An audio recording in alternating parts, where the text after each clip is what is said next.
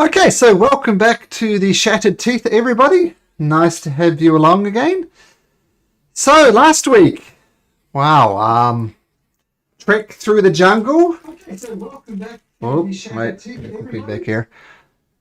Trek through the trek through the jungle, trying to find out. Well, you found Sofia, badly beaten and bruised, but thanks to some kind healing from kind people, she is back on her feet. And you found your way to a mining complex where there are two entrances, but thanks to a particularly high perception call, you found the back entrance, which turns out to be a waterfall. Due to a very lucky sleep roll, you managed to take both of them out with the exact roll that you needed. You tried to interrogate one of them, but he proceeded to bite off his own tongue. And Roman is here, just in time, Roman. Nice to have you along. Yeah, so Lucky Sleep Rolls took out the two guards. Despite the removal of his own tongue, you did get some information out of it via some mind reading along the lines of, you're all fools, death is... They seem to be quite welcoming the idea of death. And, adjusting this, and... he kept on talking about things being unmade and how this creature, the Unmaker, could destroy things. And you've had an encounter with him in the very first session, this rather odd man with no hair, no tongue, no ears. And he decided to suck the life out of this guy. They referred him back to a baby, and then from a baby into ash, which he promptly inhaled. And for some reason, he tried it on Soren, who was going through a particularly hard point in his travels at the time. But it didn't work on Soren. Why? It's a good question. We'll pick it up as after Mr. Judas, with his rather large warhammer, decided the better course of action for these two people were to cave their heads in. And the heads were caved in. I mean, what else are you going to do? So I'll pick it up with you guys outside of the river type entrance that leads to this waterfall, with the blood and the gore dripping off Judas's warhammer. Oh, Maul, sorry, my apologies, Maul. So, yes, same net result. So, as a result, you as yet unnamed party, what would you like to do?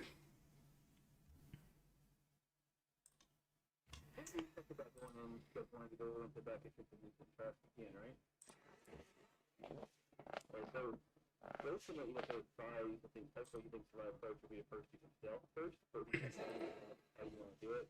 And with those films, the minutes kind of like you get ready to go in. I think that's what you want to go in. Walk around and stuff I want to run with you, stuff like that. But what you asked about is this is the chance to work on his finger control and the sword to kind of show his metal. And if you feel inspired, you'll gain the perfect one. Ah, nice.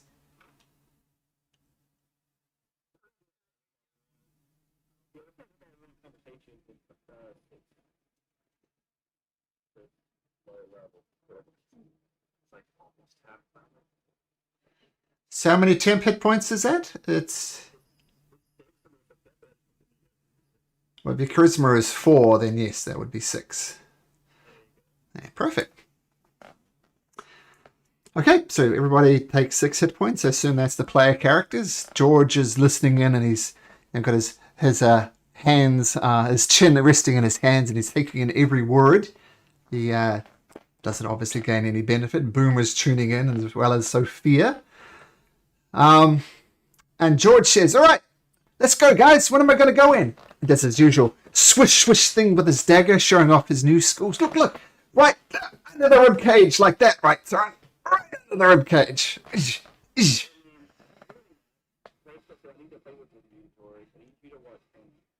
Oh, okay. Cool. Is Tanner going to be okay in the cave? Ah.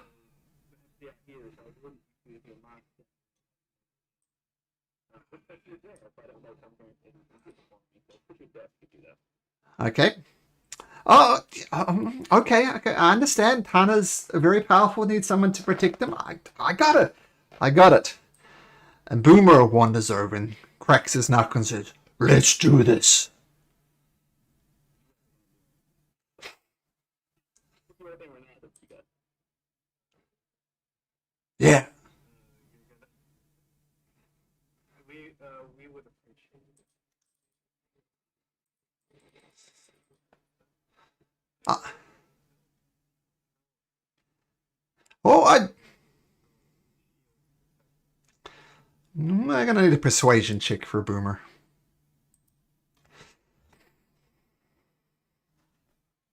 No, no.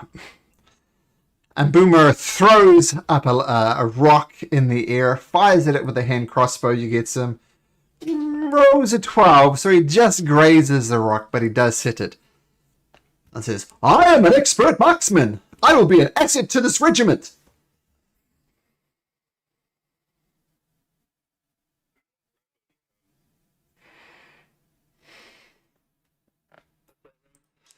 I said it should come.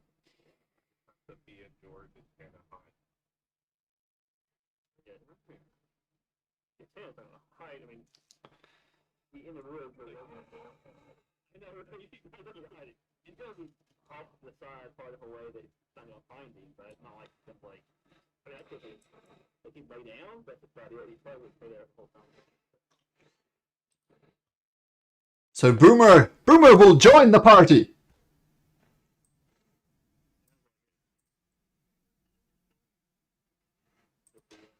Stay here. That's the last time I set up with. Look, I was meaning to bring that up again. I've got some blood in this fight, shall we say. I'd like to be there. While I'm not nearly as accomplished as all as you, I really would like to come and see what's happening and talk to these people and find out what madness was behind. We're assuming the murder of Mam Tensi.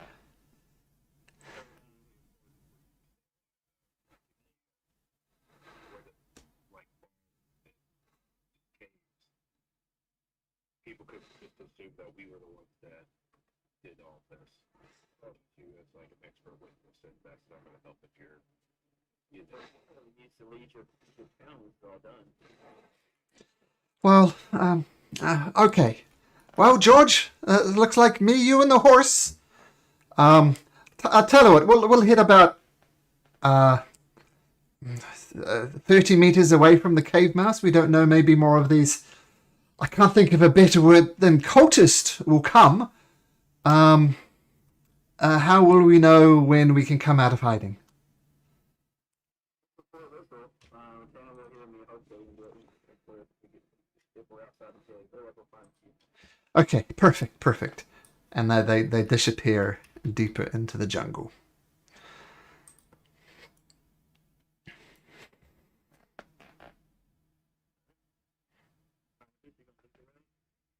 Yeah.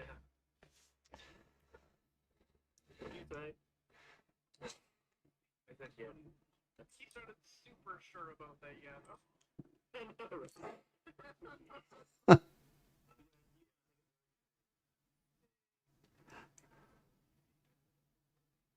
Okay.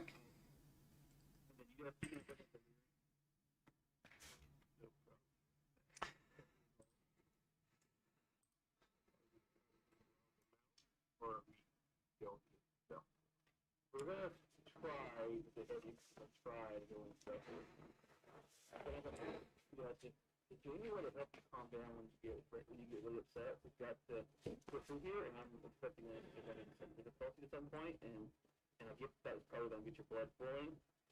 But that once you run through the whole place with your blood boiling, if somebody help you kind of reset.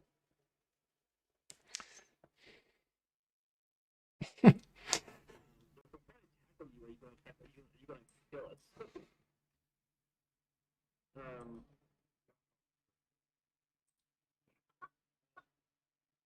okay. That's great. Ian's gonna pull, before we get off, he's gonna pull off that honestly and say, if US gets going too much, if away from US, of course. But if US gets going too much, we may have to pick him down to keep from running through the whole thing on his own. Yeah.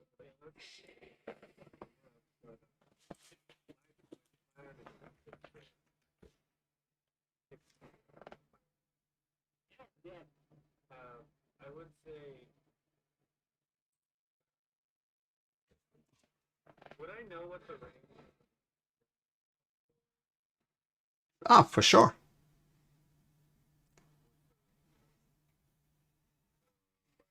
should be? 60 and 120. Yeah, so my plan is just a weekend and then Roman or Soren would finish them at range. Yeah, I could also disguise myself to look like one of the two guards that we just killed. Bring them to hide, so that I could like convince them. We don't have me to run there though. We don't have me to stream. What really does want to do? So I feel like that would be a good backup. Okay. Yeah, if we could. So I could do that. And then, yeah, honestly, it's about 30 feet ish for me, so I've got room to grab you help. And then not great. It'd be a good help. Okay, if you I set the 40 so I can gather. Yeah, that I can. Okay, cool. I'm just saying. So after that, we have to go and try to continue throughout, you know, so that's all. That's up to you.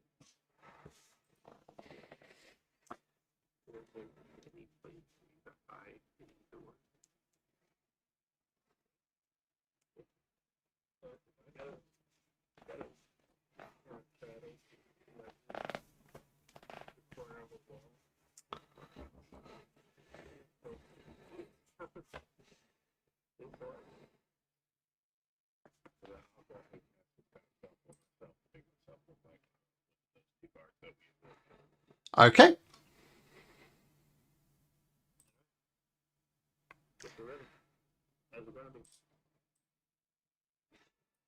Okay, so so I assume the order that we see on the screen there is the order that you're marching in with a 40-foot lead. No?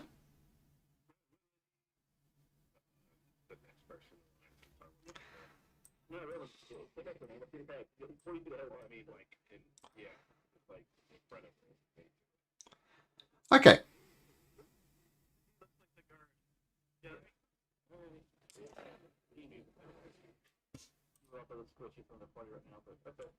I don't think he gets that. I think it's me.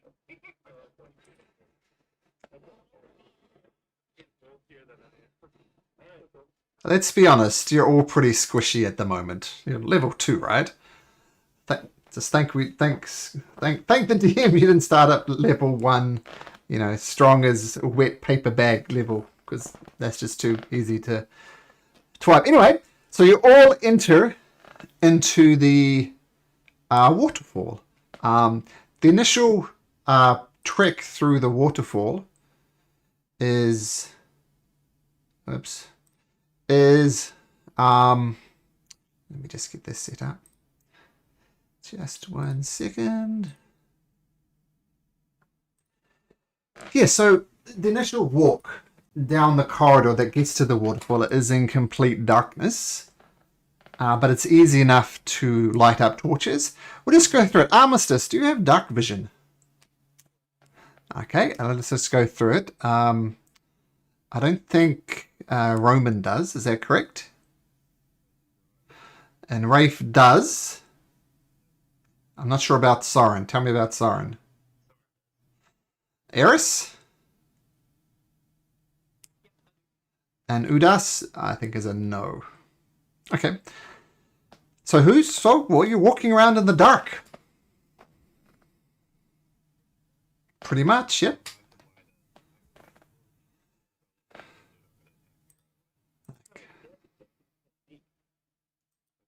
I look like that. So that's a especially deficient strategy and a deep strategy.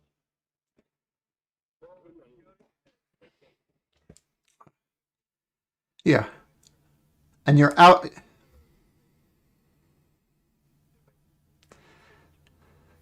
And Armistice will have it you're outside of the light radius, right? So you're moving around pretty much in darkness, seeing shades of grey as you go through. Now, let's get it out the way. Everybody make me a stealth check. And of course, those in heavy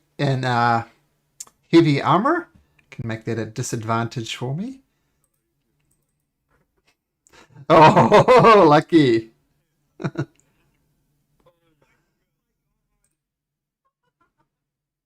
Boomer gets a 13. Oh my goodness.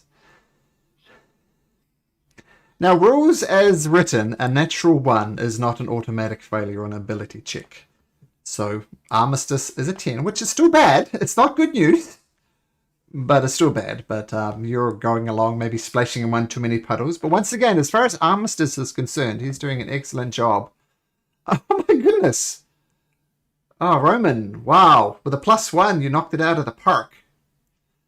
Uda, Sarin. Oh my goodness. Okay. So, Armistice, you approach the entrance to the waterfall. It's pretty much how you left it. You see no guards up ahead. You scale along the side of that metal ladder and get to the top of the ledge, where a torch is still burning, which is how the guards were looking around. What would you like to do, Armistice?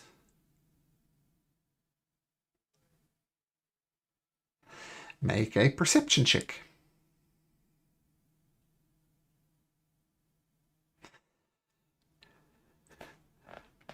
You carefully listen. See if you can gain any type of life or anything. You don't hear anything, but you get the impression that this river tunnel goes for a, when the river comes, the waterfall appears, and then the river that's feeding the waterfall.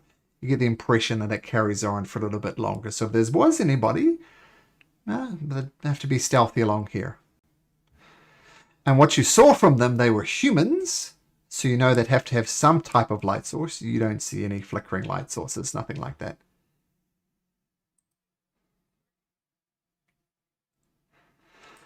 Okay, do the rest of you follow behind? Yeah. Okay.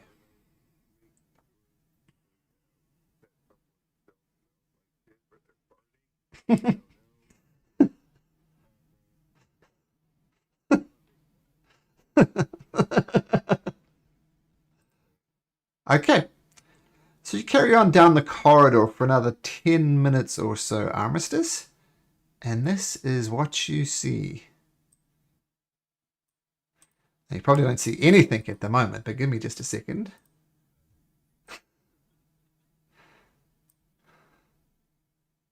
So you appear there, and that's what you see.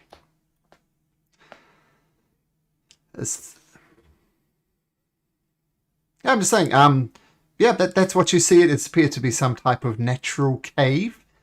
There are this rickety thing that you're standing on, which you assume is used by the miners at some point. Is this, this was a former mine. That's what you see.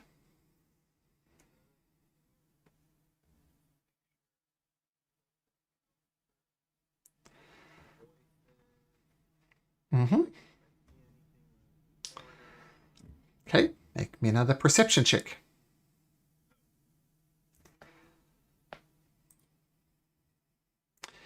13. You stop and listen. You hear lots of splashing around in the water. You assume it's just like the tides or whatever.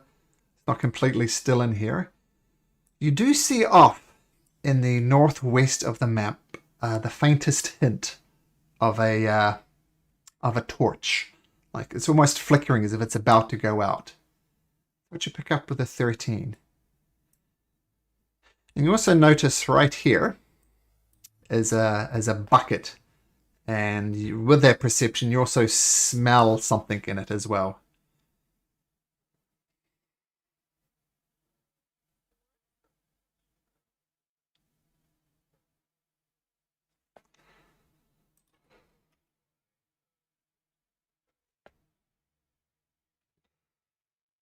See somewhere right where?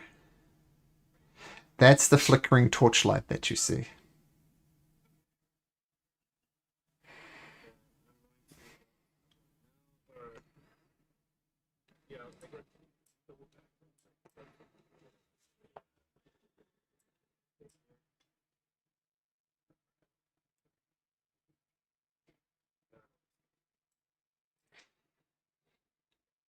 Is anybody coming up to join Armistice, or are you still keeping your distance?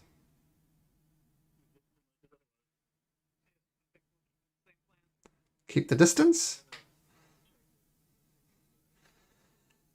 It's a bucket, and it's filled with what can best be described as chum. Fish guts, bits of animals, like the offal of it is just disgusting. Bucket full of muck.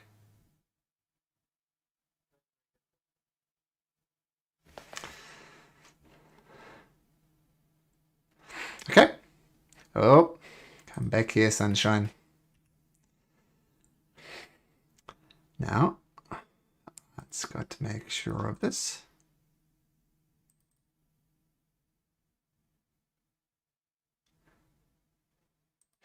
As you're walking along, a creature appears from underneath the water, and it rises to the surface, boop, like this, and another one to the other side of you pops up, boop, jumps like this, and these two massive snakes just erupt from either side of you, and you did not see this coming.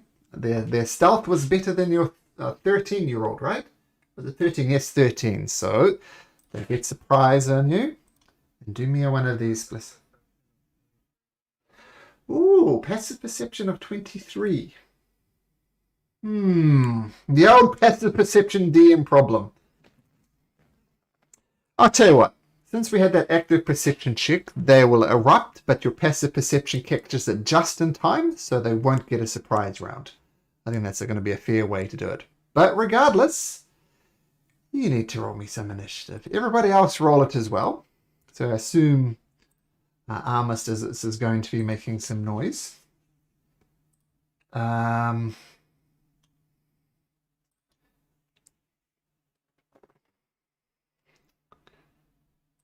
right.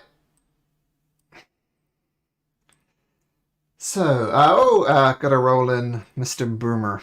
Let me get Mr. Boomer in.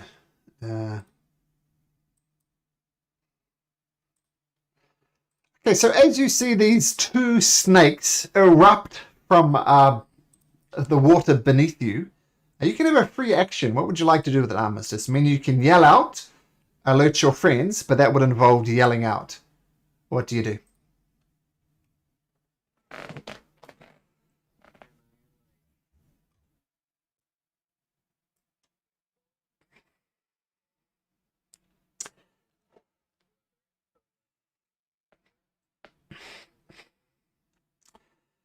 Um, 30 feet behind? Yes, I think you could. I mean, I'm imagining, given what I know about your backstories, this is probably not the first time this happens. And because you're so familiar with each other, we won't even make it a roll. So you hear, Roman, I can't whistle myself, but imagine a whistling noise. And you know Armistice is in trouble. Boomer is first off the mark, so Boomer is going to come rushing in. And so Boomer dashes up behind you and he gets here. Whoopsies, massive Boomer. Boomer cast the enlarge spell, not sure what that is, but he dashes in and he sees what's up, but that's all he can do. Thorin. Uh-huh. Yep.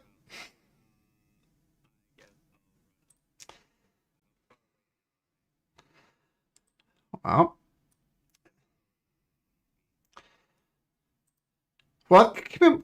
Well, Soren, how are you seeing? Well, there we go. We'll put you right there.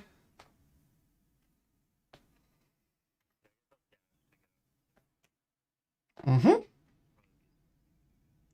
Okay, yep. Well, I think that's a fair thing. So you rush up, still with your dark vision. Actually, do Kinkus have dark vision? I don't think they do. Some say Boomer takes a little bit longer to get out of there as he's waiting for light to come. That's what he's doing. But Soren, you rush up and you see the situation. Armistice, these two snakes, Looking like they want to give you a bit of a bath. What do you do?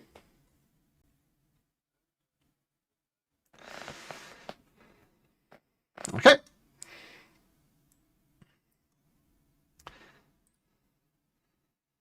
Yeah, you swing out with your sword and the snake whoosh, writhing and wreathing, and the sword just whoosh, goes wide.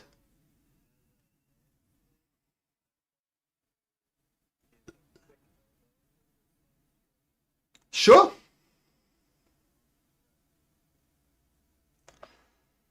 It's doubling around you.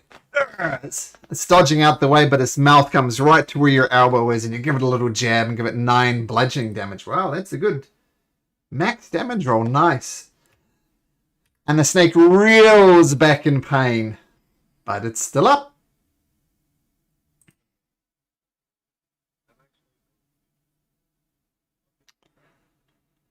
Okay.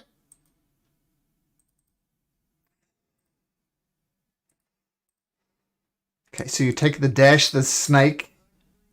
Yeah. All right. So. Nope. So, yeah, so the snake takes the blow, and then is it the snake?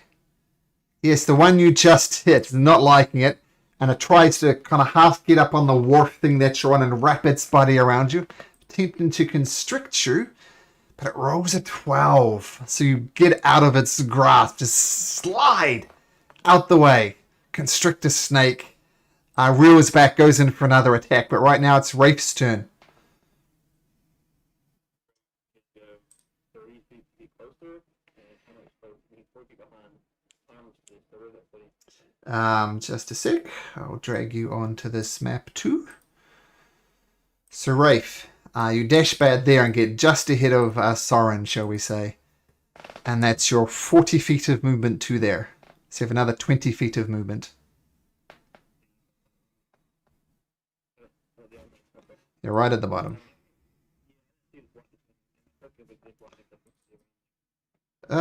Sorry. Oh, yep. You're a half elf, right? Yeah, so there you go. Mm-hmm.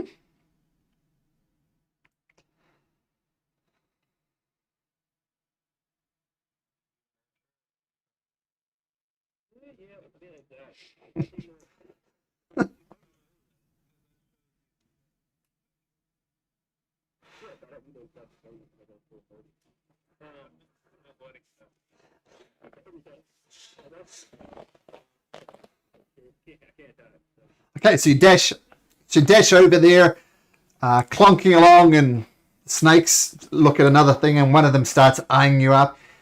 Eris, you're yeah.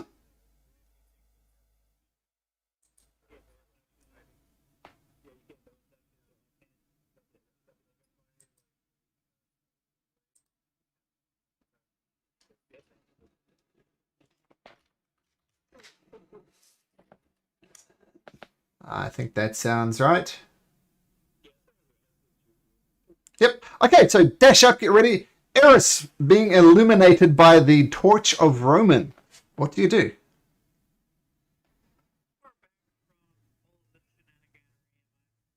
40 feet to get onto the map, basically.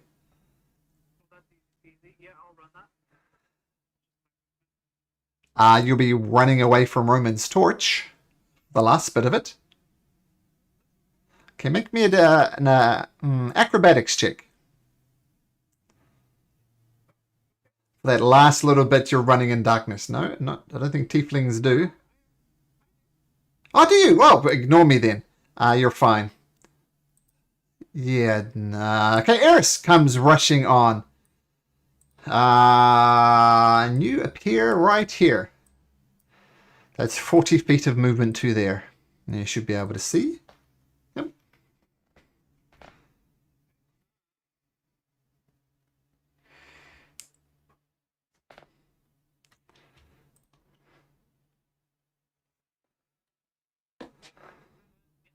I'm going to bonus action dash.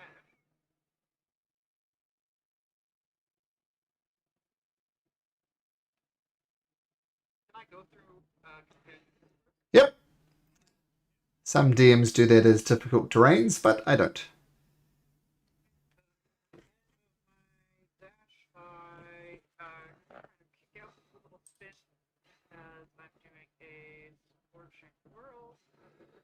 Or you could force each within. Oh, okay. So only this snake, and it needs to make a dexterity 12. Save. It rolls a 9, so that would be a fail. So, oh, I'll take. So it takes 4 points of fire damage. Got it.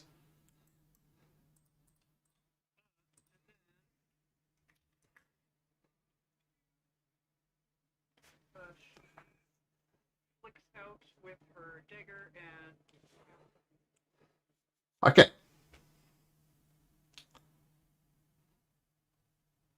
So you can do all that with a dash?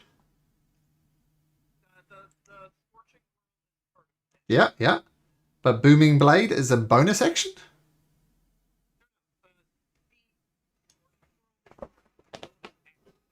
Okay, cool. So you dashed, and yeah, that's cool. And how can you cast Booming Blade since you took the dash action as well, is what I'm curious of. Take the dash. Oh, I see. Oh, cool, cool, cool. Okay, yeah, yeah. So you can move fast. So you can use it to dash as your bonus action, and as part of that, you do your Scorching Whirl. And then for your actual action, you're casting Booming Blade. Okay, nice. And a 14 hits, I understand. 4 slashing. Wow. Got these cool little sound effects. Now listen to the slashing. Ah! After all that didn't work. Oh, there it is. So there you go. So you slash out, and there's 4 points of damage. The snake is starting to look wrecked, but it is not down.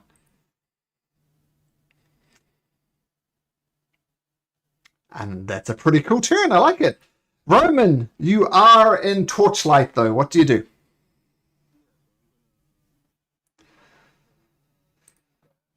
Okay. Now, okay, so we'll get you onto this map too. So Roman, I'll put you on the, whoops. I'll put you on the map 2. So there we go, and I'll give you your Torchlight. What's that distance for a torch? Is it 40 feet? 20-foot radius. Okay. So we'll do it like that. There you go. So you should be able to see from your torch now, Roman.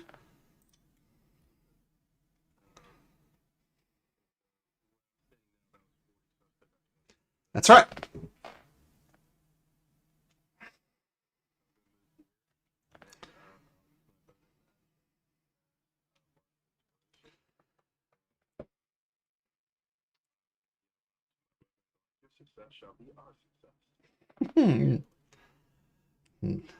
Nice. So Braddock, inspiration goes into Armistice.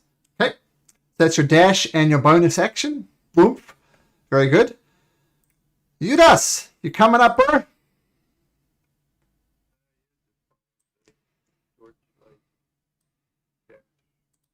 Okay, so you all should be there now. So I'll just simplify it and do this. I'll get you there in just a second, Udas. Okay, so using the light of Roman's torch, you get there. So you notice the light is emanating from Roman now. Yep, so that's 40 feet of movement to there.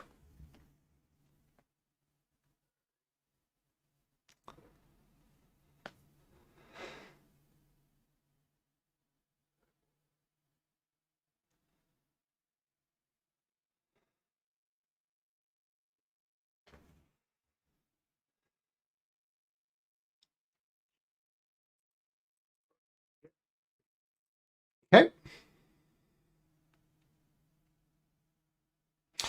Okay, so this snake reaches out. Let's have a look. Reaches out to Armistice again, trying to wrap round and constrict him. This time it rolls a 7. So, once again, you slide out the way. No damage done. The constrictor snake takes a couple of steps back, actually. Swims over to there. Now Boomer, now that it has light to see by, and Boomer comes rushing in. Where are you, Boomer? Oh, I can do it this way. Boomer comes rushing in. Boomer's base rate is not great. This 30, so he gets there. He starts getting his bow ready. He knocks it up. Gets ready to go. Soren!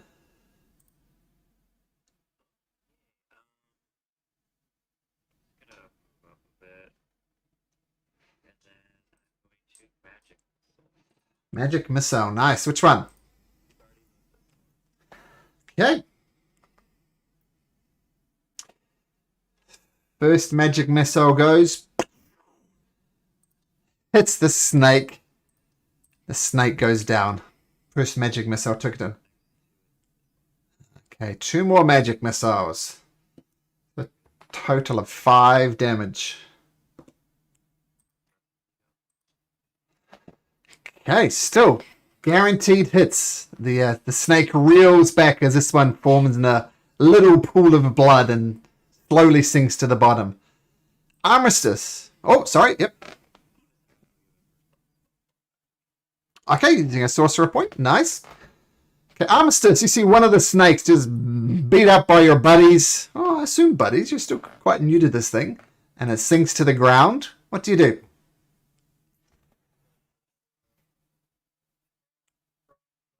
Mm-hmm.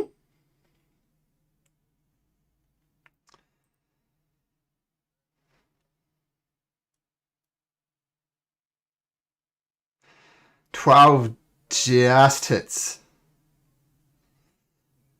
No. But you do shoot your arrow out. And the little snake looks around. Maybe looking to escape, seeing its buddy's gone. But Armistice is going to see none of this. And you skewer it right through the head. And it too starts rolling around and falls to the bottom of the pool. So well done. I think your passive perception might have saved you there, Armistice. Oh, it's a great feat. Oh, yeah. But now you find yourself in this mine again.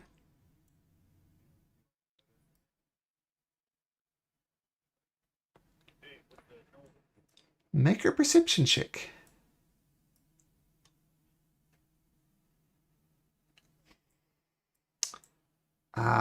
With a 19, you don't hear any human sounds. Seemingly nobody who could respond does respond. Or maybe they're just too sneaky for you. You do hear some scurrying of rats to the north of the cabin. And actual humans.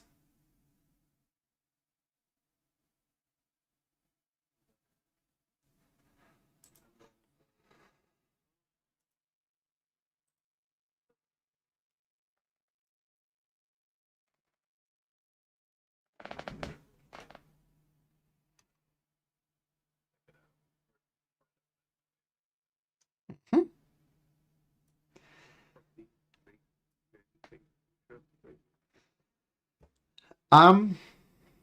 Well, if you want to take a moment to cut them up and have a look, you're more than welcome to. So, Udas. Yeah.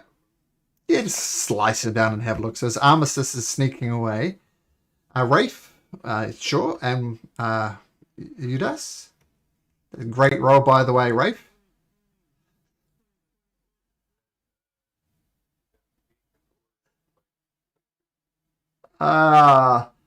What was Rafe doing? You're checking out the snakes too?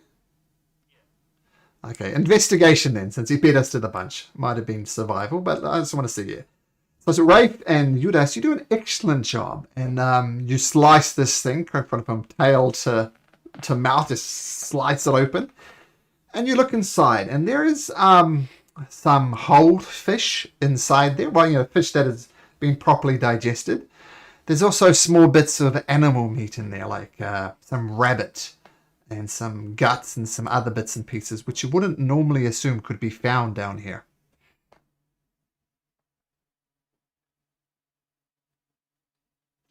And I'm going to say with a double natural 20, you realize a lot of what they're feeding on is from the chum bucket.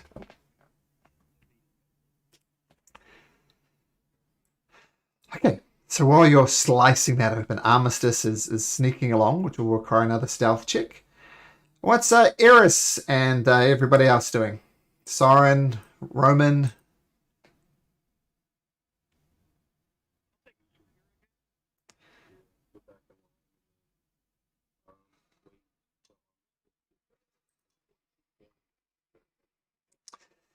Don't forget you have the problem that Roman is holding a torch. Judas is blind without it, so just keep that in mind. Not so much a problem for Armistice, though.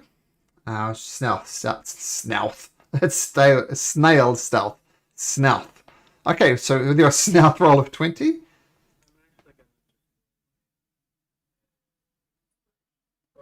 How long does this last? 10 minutes? Yeah, before it goes away. What is the... It's a D6, is it? So 25 stealth.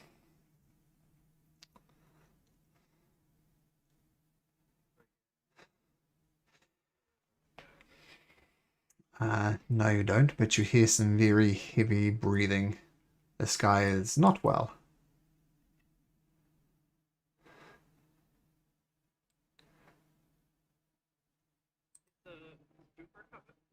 Boomer is coming. Because Boomer also needs to be close to Soren.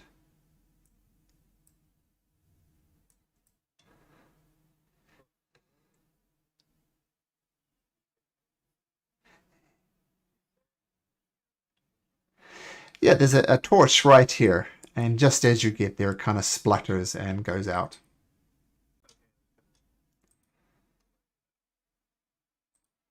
In fact, I thought I put a torch here, but I didn't. Anyway, yeah, so there's a torch here and it just splutters out. And the guy doesn't notice you because his eyes are closed. He looks in a very rough way. But he's not dead. Yep, same type of thing. Completely bald. It's got a spear which is just clattered to his side. He's not looking good. But yes, it does look like one of the guards you took out.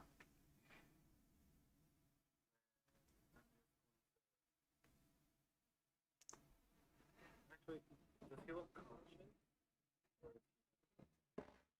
He is unconscious. He does not react to your presence in any way, shape, or form.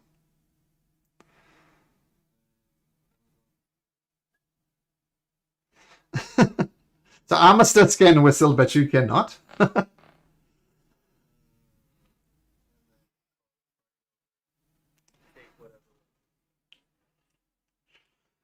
Okay, so he just has a spear, which has already fallen from his grasp. It's easy enough to pick up his spear, no problem.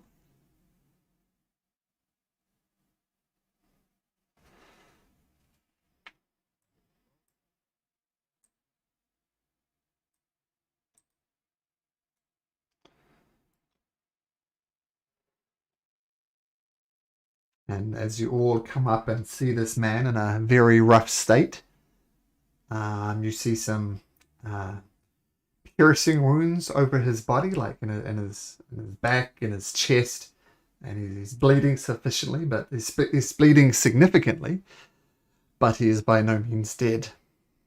If you have the very shallow breathing. I mean, you'd think if you just ignored him and came back in a day, he'd be dead, but he's not dead now. Yes, he is bald. He has no hair.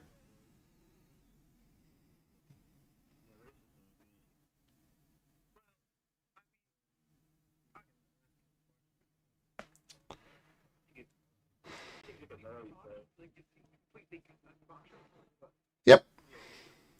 Didn't react to your presence and is breathing heavily. As I said, there was a torch next to him that went out, and a spear just clattered by its side. So it's trivial for Armistice to pick it up. Didn't resist in any way. Common. In his current shape, to go ask him what this thing. We have the guys who can't see the way we're.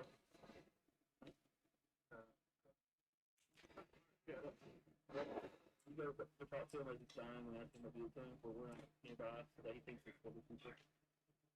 Yeah. Well, yep, absolutely. But as you retreat, you know, Boomer is walking into darkness. You just in Boomer to stay close to I just grabs a hold in the arm of Armistice, look for guidance. And man. And Judas, you're right on the edge of the torchlight. If you want to, there you go. So you guys are pretty much, you know, yeah, everybody over here, unless you have dark vision, is sitting in complete darkness. But you know that this is also a human, so it'd be dark for them, so it kind of goes both ways. And Roman, looking very much like one of these guards with no hair and leather armor and a spear. And yeah, definitely no hair. What do you do?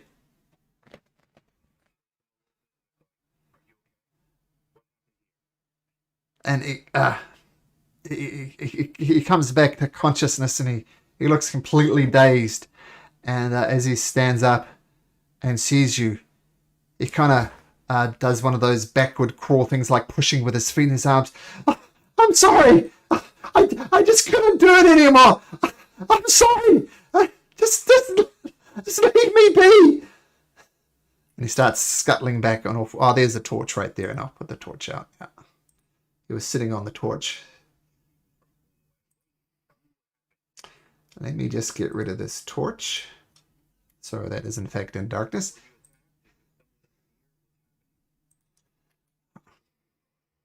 Okay, well, first of all, he's going to try and crawl away. I'm going to give him a strength check at disadvantage because he's just come into consciousness. And with a strength check at disadvantage, he rolls a 4. So he goes back and says, no, I'm sorry, I just can't do it anymore. And we'll pick it up from there, Roman. What do you say?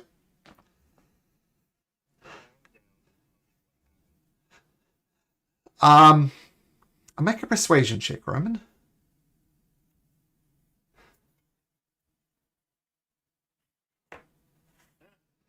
(26) persuasion.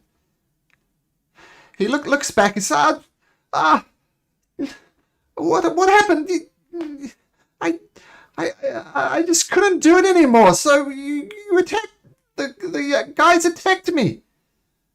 I don't understand. Weren't you there? Yeah, I couldn't do it anymore. Just leave me be. Just let me go. I just can't do it anymore.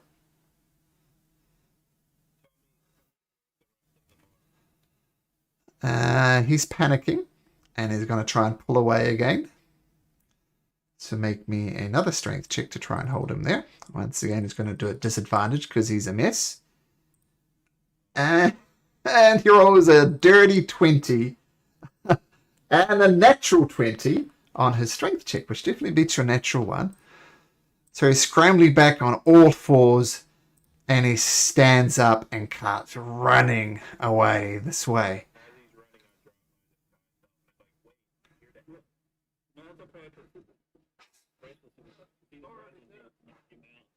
What? What, you're not... you're going to try and tackle him as he goes past? Okay. So once again, strength check at disadvantage. Your rolls a 3. That's what Roman needed. You could do athletics, which I imagine you're good at. It's going to be tough to beat a natural 3. There we go. So he comes barreling forward, running away from Roman, runs into this brute of a man called Rafe, and you just absolutely almost clothesline him. And he falls to the ground, and he looks up and says, "Oh, who the hell are you?"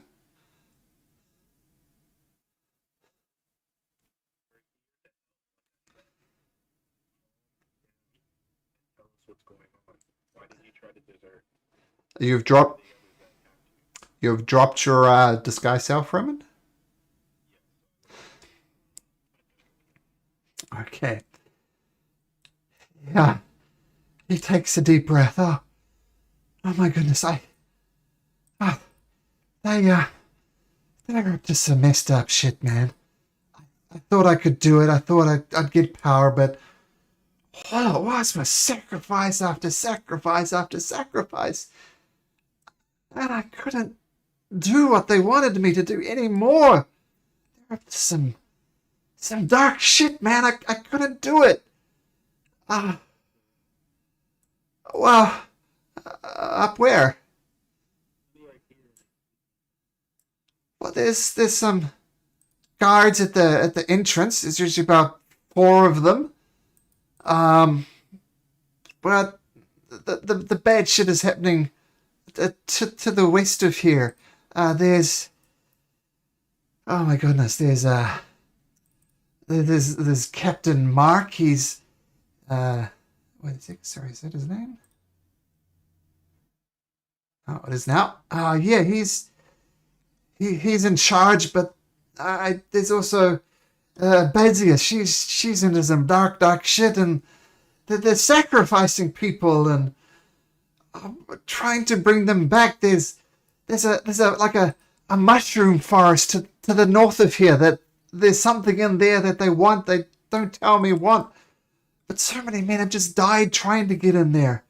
So they're like raising dead people, sending them in.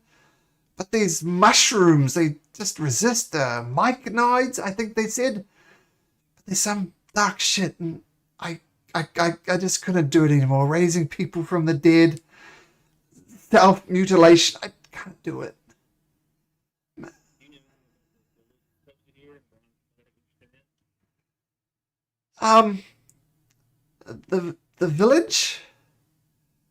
Ah, yeah, there was a little girl we were talking to a while back. Sophia, I think was her name. Yeah, she wanted to be an initiate. That's not good.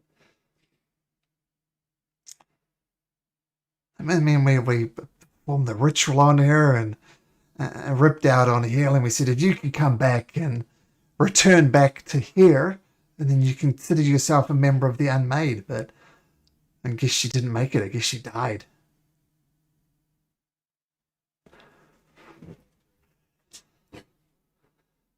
What? What's the matter? Okay, so what else can you tell us about this where we are now? What are we doing here now? We're leaving now. Yeah. We just left the crazy lady with a small child and yeah, Tana kicked her ass, but Joey's might have some issues. And then I don't know what she's doing, but running him telling them we're here. So yeah, I think we can get her out of here. Guys, anybody agree? You know this history with the devil. George died. Yeah, we're running out of here. We're going to see George. Back to George. Yeah. We're going to go back to George quickly. Okay. The guy says, "This life is behind me. Can I come with you?"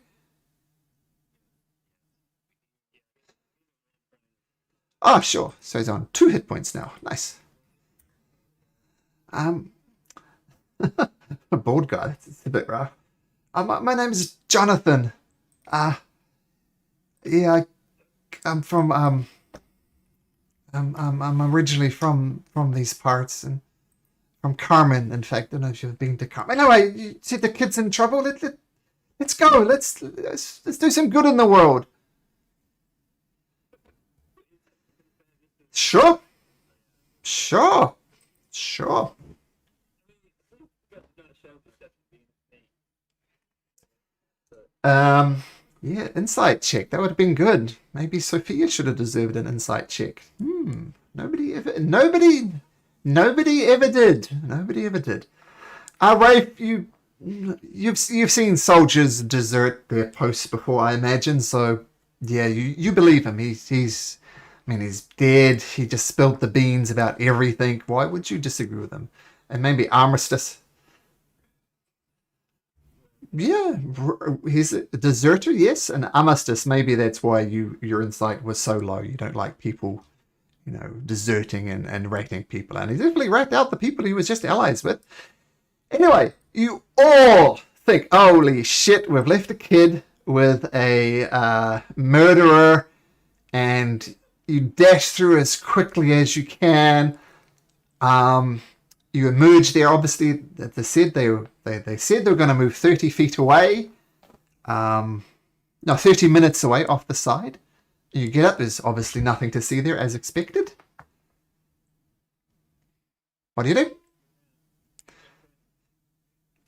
Okay. Okay. What do we? Tana. Tana runs back, and Tana is the only one who returns. No George, no Sophia.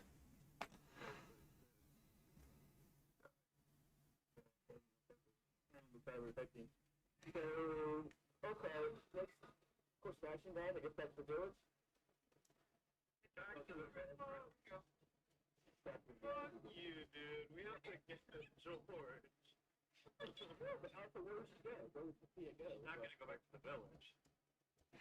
Okay. Jonathan. Yeah, yeah. Well, they're in the cave from the initial cave rat. They're off to the west and some to the east.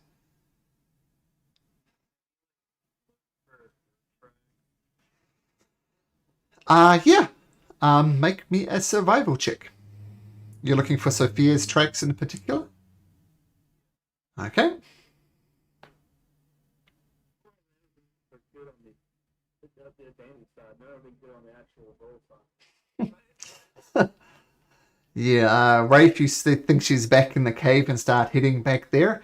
But then Armistice picks up the trail. I mean, it takes a good hour to locate anything. I mean, she's 30 minutes away, which is quite a large area. So after about an hour, you're scouting around and you do find tracks. And you do find George. Um,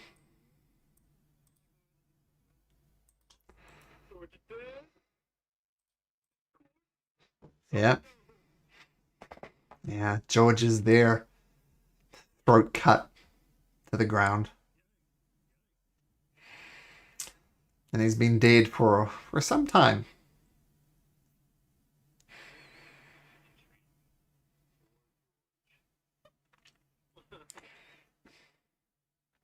They were back with my spot.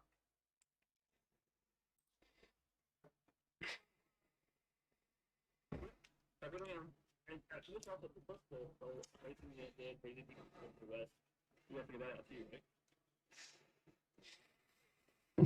Number one, though, is let's find this bitch.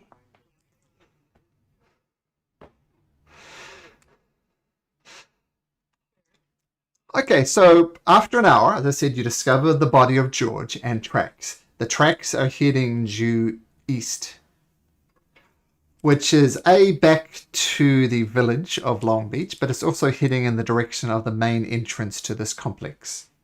And I don't know what you want to do. I mean, there's a body of a kid here.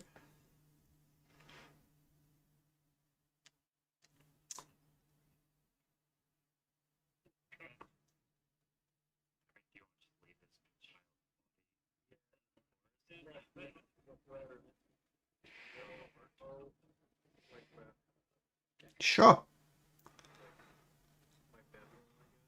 hmm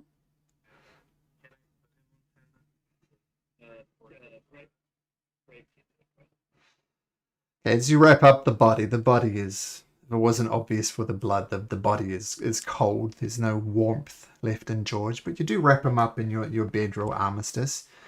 And Rafe, you're going to try and put him on Tana?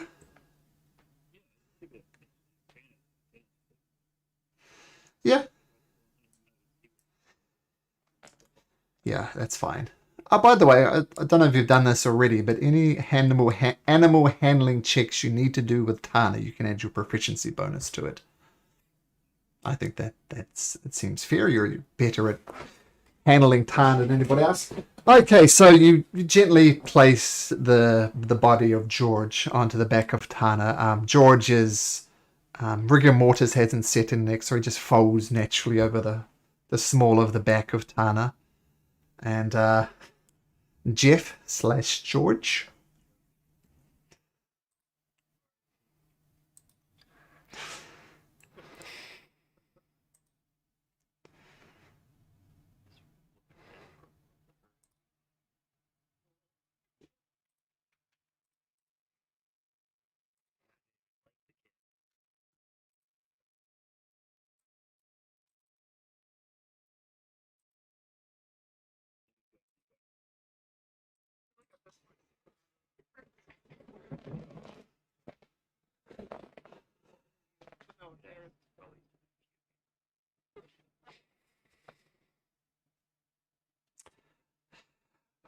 Okay, so with George draped on it and nobody feeling good, I imagine that you did leave Jeff.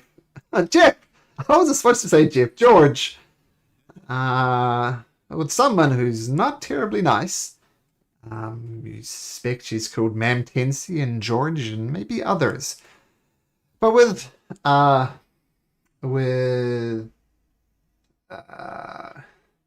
Armistice leading the way, following the trails, relatively easy tracking someone through the jungle. And you see broken branches and where they've stepped into piles of leaves. And it loops around. And remember the initial entrance of the cave? She's gone into the cave using the alternate entrance.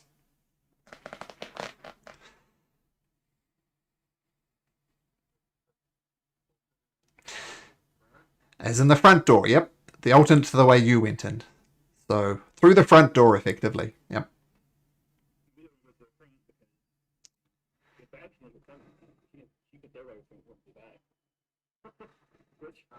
Yeah, actually, at this point, I'm ready to storm the gate. It looks like she told them that we're coming through the back door. Yeah, just about to go. Maybe the front door is now the back door.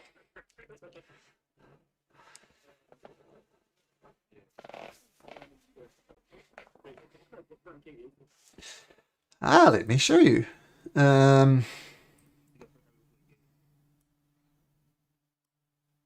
Okay. Now the dynamic lighting mightn't work. Well, actually, are you stealthing up to the front gate? You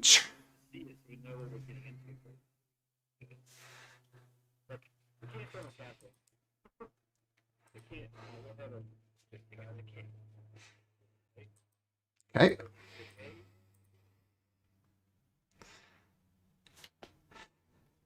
Well, I'm going to say it's still daylight, so you can see quite a distance, and you see off into the distance is an it's an entrance to the mine, like this. Let me know if anybody can't see. Should all be able to see. And I'm going to say you're like a good 300 feet away, and you'll peer through. And you see these guards here. Guards, like everybody in the existence of guards everywhere. Look, you've seen guards guarding before. Every one of them looks bored out of their brain. These guys look on high alert. And you're kind of ducking below one of the ridges here. So you're out of sight for the moment, but they are keeping a keen eye out. You're much further away from that. I'm just giving you a visual. So you're good 300 feet back. Yeah.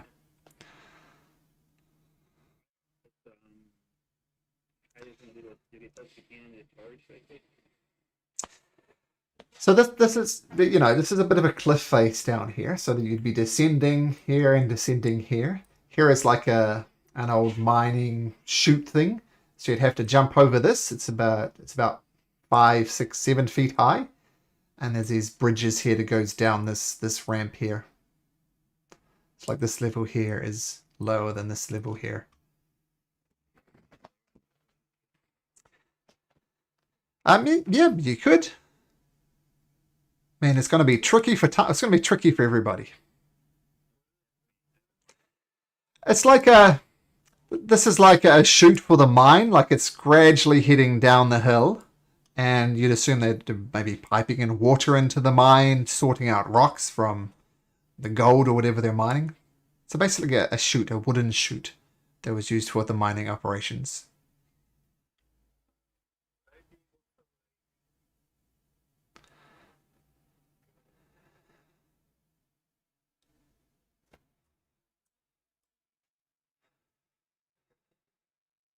Uh, a classic DM response, you can certainly try.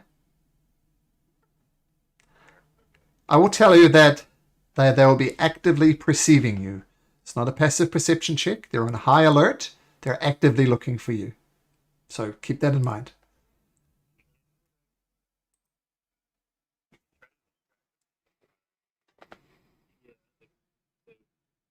Yeah, yeah, I think you have to especially do track record as much as you can. And they somehow get to this mess and get to here. Yeah. Just gonna, yeah. So we're like,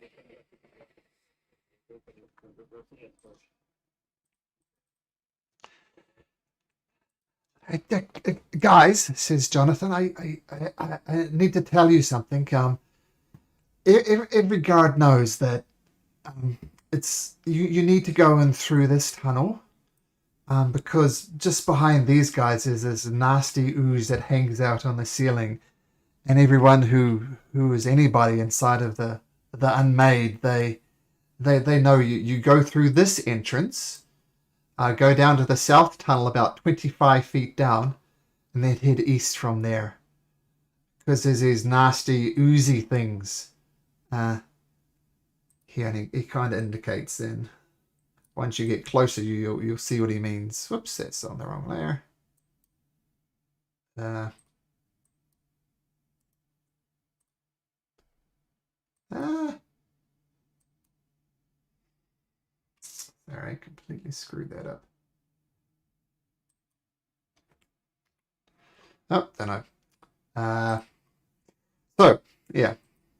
So follow the line through and you will avoid the oozes. So go through, he insists, go through this side, then head south, then go quickly through, otherwise these oozes are going to drop down on your heads.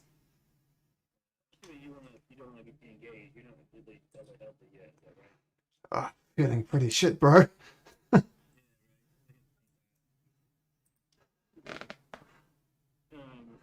Okay. Gotcha. Anything else you want to do? That's not that complicated. It's pretty simple. So, yeah, let's get it. Um,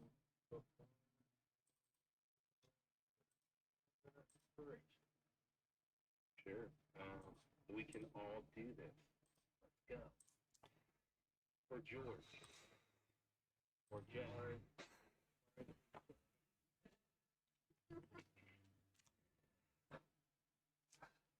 So, you're still 300 feet away. How are you going to do this? You're going to creep up to like here?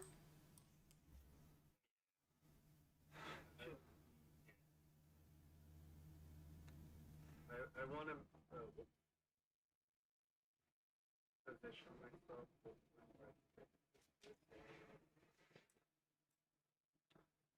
Okay. So are you heading off before these people so you don't get trapped up in their stealth shenanigans? Yep. Let me just make some rolls.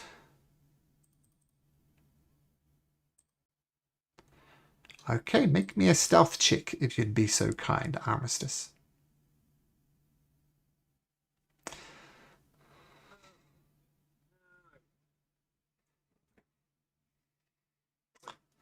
22. Okay. So sneaking off ahead of your party. Where do you plan to go?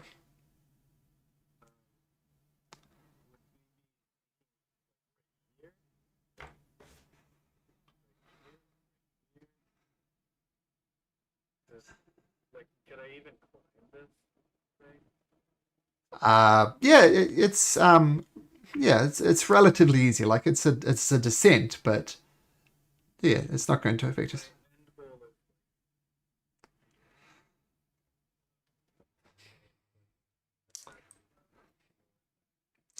You get up here, you kind of hide behind these bushes here, and you see the guards actively out with their spears scanning the horizon. One of them looks in your direction. Eyes keep moving. It seems your stealth has beaten their active perception. They do not appear to have noticed you. So Armistice, the rest of you see moving up ahead. What are the rest of you guys doing? We're trying to get here, right? We gotta try to get there. Yeah, that's there. So, how we need to do to get there? We get drawing. Well, how are you planning to do it? Are you trying to rush in? Are you stealthing to a point?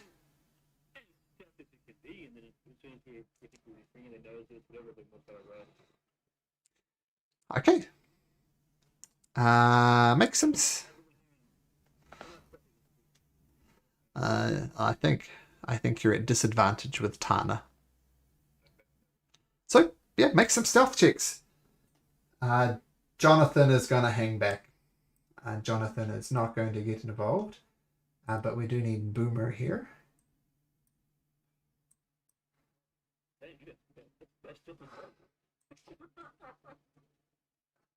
And I'll drag George on here. Oh, sorry.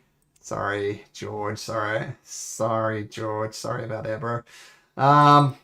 But Boomer needs to make his stealth roll. He's actually pretty stealthy, old Boomer. +5 to it. So, wow, that's pretty good. Compare it to their active perceptions. And Rayfield. Oh wow, it's pretty good.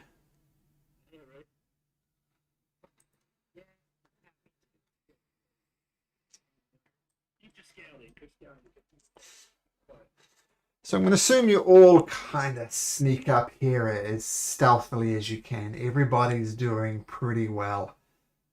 But then right at the last moment, Thorin is just settling down to scan the situation and he hits a rock. A little pebble hits a rock. A little bit of the rock hits a bit of bigger rock. And all these rocks start tumbling down the side there. And the guards are instantly alerted and look over. And it is on. I think just where you are. Just for simplicity's sake. And as I said, Jonathan's holding back. He's in no condition to fight. Boomer, though, he is good to go. Okay, so I'm going to say to get down here requires an acrobatics or athletics check. It's not going to be terribly hard. It's going to be DC 5. But if you move down this terrain here, there's a chance you're going to slip. And to get over this thing, unless you have something cool, is going to cost 15 feet of movement to get over this barrier. Okay. Not at all. You can freely move down here and freely climb over here. And no problem.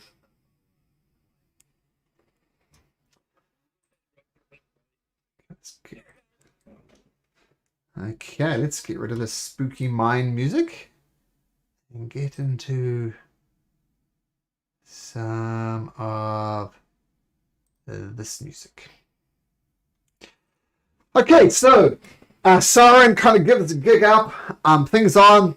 They're rushing to the front doors happening. Boomer. 1, 2, 3, 4, 5, 6. He scoots down, shuffling down on his feet. Boomer is going to make an acrobatics check. He rolls a 10, no problem. And can he reach with his hand crossbow? He can with 320 feet. I think he can do a straight roll. So Boomer gets there, takes out his hand crossbow, fires off a shot. And with his hand crossbow shoots. Rolls a 14. It hits the guard, but it bounces off his armor. He goes, "Oh, damn bird! Get him first, boys!" And with that, the guards, what are they going to do? They are going to take out their crossbows themselves. Their guards, and they take a shot at Boomer. Shooting once with his crossbow. But it rolls a 5, doesn't even miss.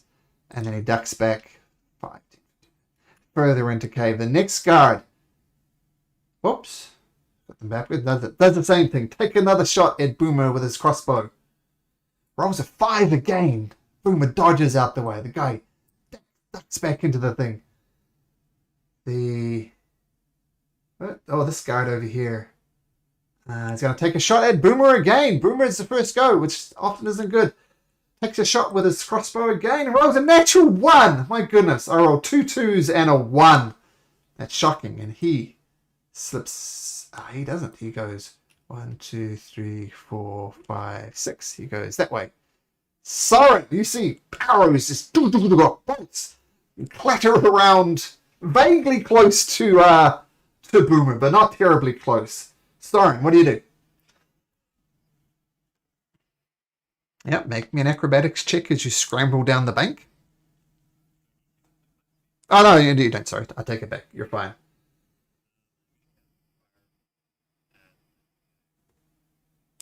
Okay, sure. Firebolt away. Firebolt slams straight into his chest, and he's like, "Ah, God damn it! Get the sorcerer!" And he starts wiping off the flames from it, and eventually he puts the flames out pretty easy. But he gets his crossbow bolt and starts aiming at you, Soren. Okay. This thing is going to, if you duck down, it's going to provide total cover. It is 7 feet high. You can duck behind it. So no range attacks. You have to get close to it. Like everybody up here, they can shoot. But not Soren. He ducks behind and gets complete and utter cover. Armistice. I didn't see you, bro. What do you do?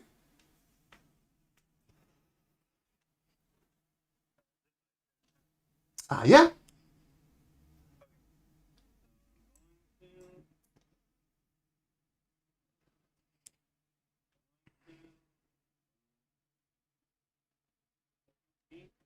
Mm-hmm.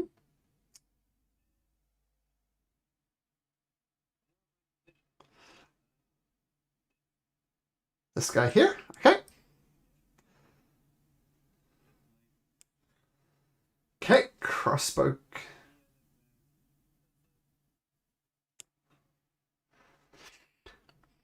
What was your stealth roll before?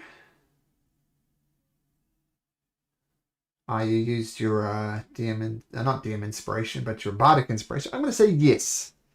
All their attention was focused up here. Didn't see you. You kind of sneak around the corner, shoot at advantage, hoping for the sneak attack.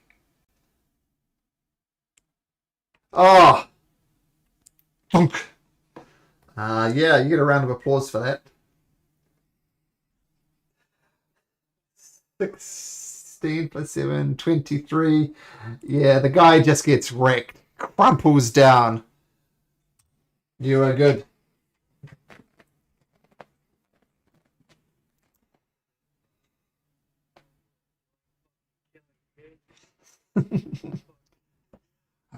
Killing all sorts, and you're going to be next.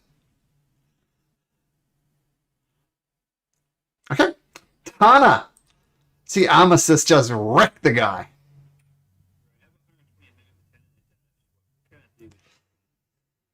Well, your main problem. Well, first of all, make me an acrobatics or athletics check. It's not going to be terribly hard. It's going to be DC 5. Okay, yep. Oh, yeah. Oh, there we go. So you can get to here easily enough, but now there's a 7-foot trench thing in the way. You jump it? Yep. If you want to jump it, so here's the thing. You can, I think really only Tana can realistically jump over a 7-foot fence. The rest of you can kind of climb it. But have Tana make an athletics check, and you can add your proficiency to his athletics check.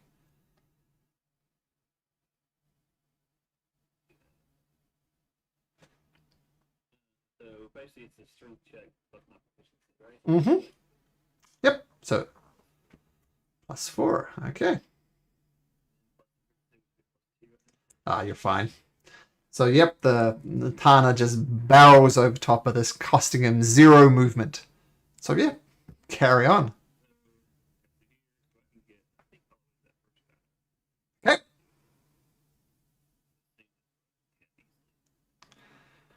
Okay.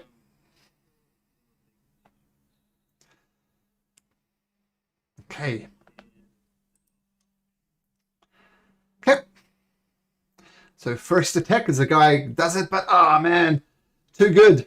Comes down, cuts a chunk out of him, and he roars back in pain. I mean, for years and years and years, the horse was the most dominant creature on the battlefield.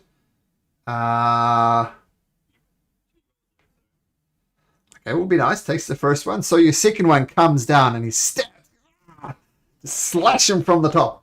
Whoosh! And he's looking pretty messed up as a horse comes charging towards him. Eris.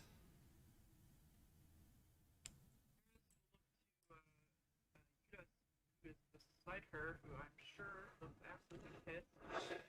She's going to kind of give him a pat on the back and say, "Go get him, buddy," and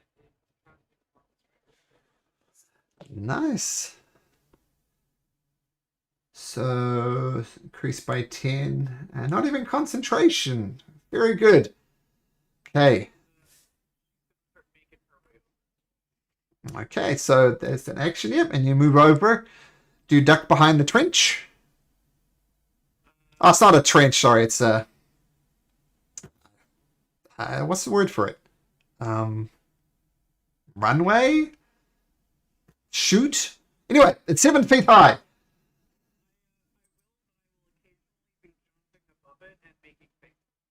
Okay, make me a performance check. Let's see how goofy Eris looks. Higher the better.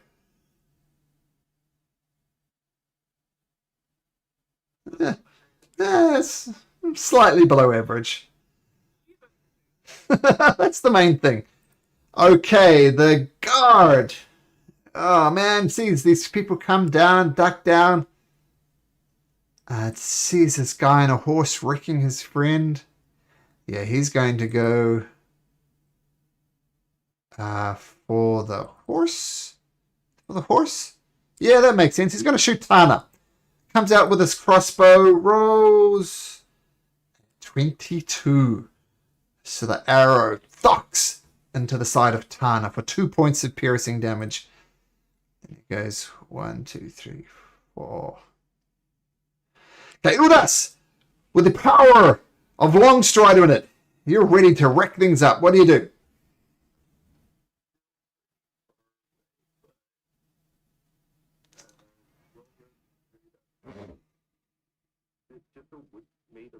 Yep.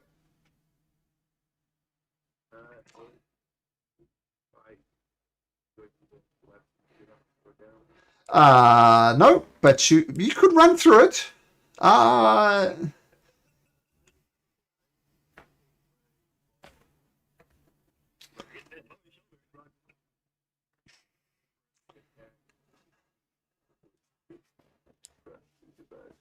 You could attempt to do that only if you are raging. Are you raging?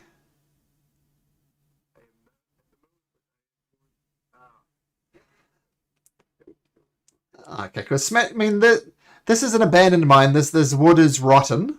So Udis can definitely try. So, okay, I mean, this is not something normal people do, try to run through war. So that's why I think rage would be the only way to make it possible. So you can make me an athletics check, and because you're raging, you're going to get it at advantage.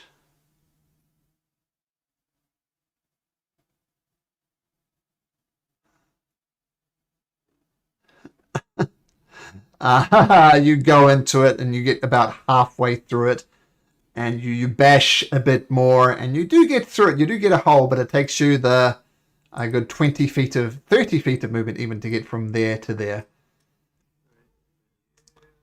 If you had rolled higher, it wouldn't have slowed you down at all. So there's a hole in the fence.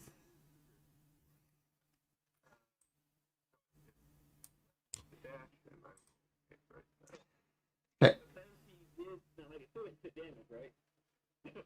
No, the rage gets it off.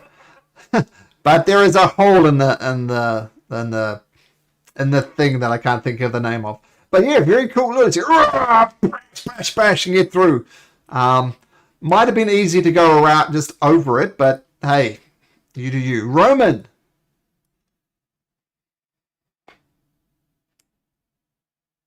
Oh wait, no. So Roman, you were out of order for some reason. Anyway, go now. We missed you, but yep, off you go. Okay. Mm-hmm.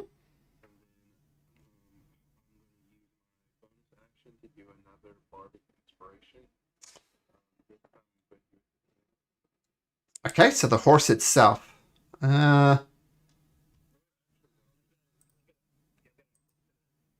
I was gonna. Can you bring up the bardic inspiration text and we'll just make sure?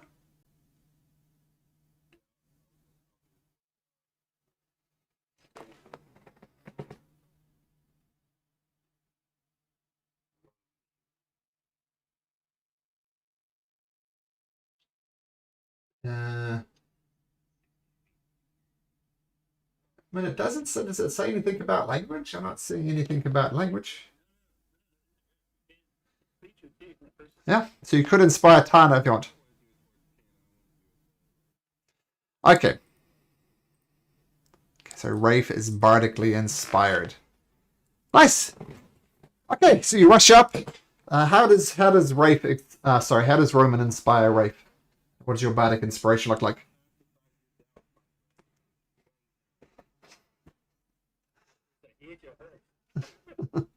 All right. Cool. And horse noises. Okay, Boomer comes rushing forward, and he says, "For the Empire!" And he fires off his hand crossbow. I mean, keep in mind, the only phrases he knows are what phrases people have said to him. So, fires off. But it misses. Wrong button, arrow. The arrow misses, and he curses, and he ducks down behind the thing. The guard, seeing his buddy go through and him getting wrecked by the horse, is going to attack the horse. Gets out a spear, grabs it with both hands, and you see as he's taking damage, he's going to starts slapping his head. For the Unmaker! And he goes a little crazy, and he's going to attack you at advantage. With the horse, two-handed, rolls a 16. Does that hit Tana? Yep, 6 points of damage to Tana as he gets his spear and just driving it up in here. And he looks crazed. And any attacks against this guy is going to be at advantage because he had advantage. It's kind of like a barbarian berserk kind of thing. That's what's happening there. So reckless attack, I mean. But that's what he does. This guy over here is going to bleed out. Oops, I think I deleted the wrong one. We'll say it's this guy. This guy here. is also going to shoot the horse. Takes out his crossbow, takes a shot at the horse. Rolls a 9, so it misses. Tana just whinnies out the way. And this guy, 1, 2, 3, 4, 5, 6, goes there. Soren.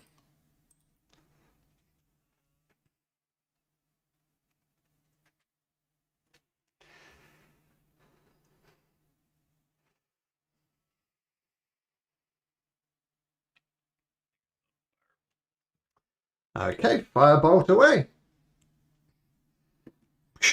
It goes out. The guy ducks just back inside the cave in the meantime, and the firebolt harmlessly goes up against the rock. It's a miss. Okay, armistice. Took out one guy with one shot. What do you do?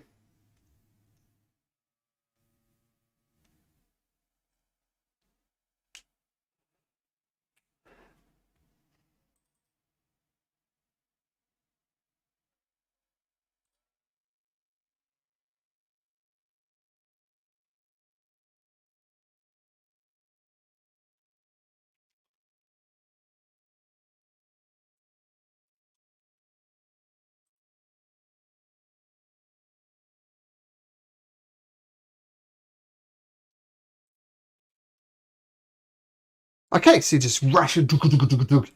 They see this guy ducking around the corner. I assume you can see him. Guy just around the corner, and he's just repositioning himself. Tana. These guys are beating. Oh, sorry, Rafe. These guys are beating up on Tana. What do you do? Okay, you can attack him at it. All your attacks are advantage against this guy because he's just going berserk. Ugh. Ugh. Yep, reach out and you just decapitate the guy. Just woof. One quick, swift blow and he crumples to the ground.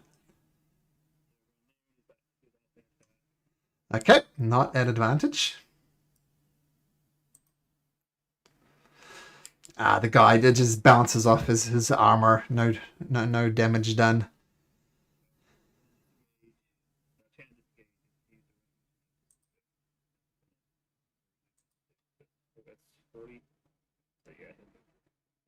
Okay. Cool. So, Roman, you see Tana getting beat up, but also beating things up. What do you do, Roman?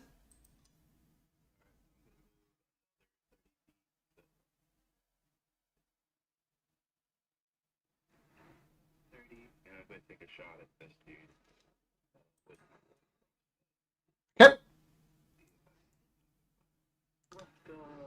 Yeah.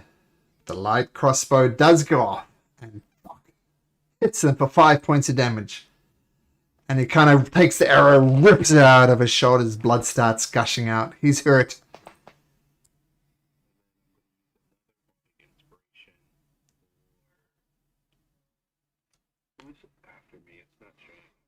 As Eris, then Judas.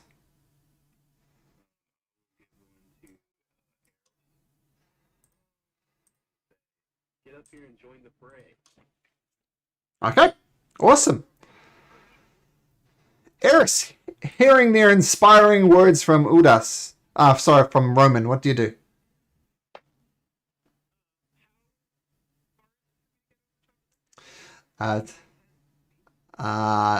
15 feet.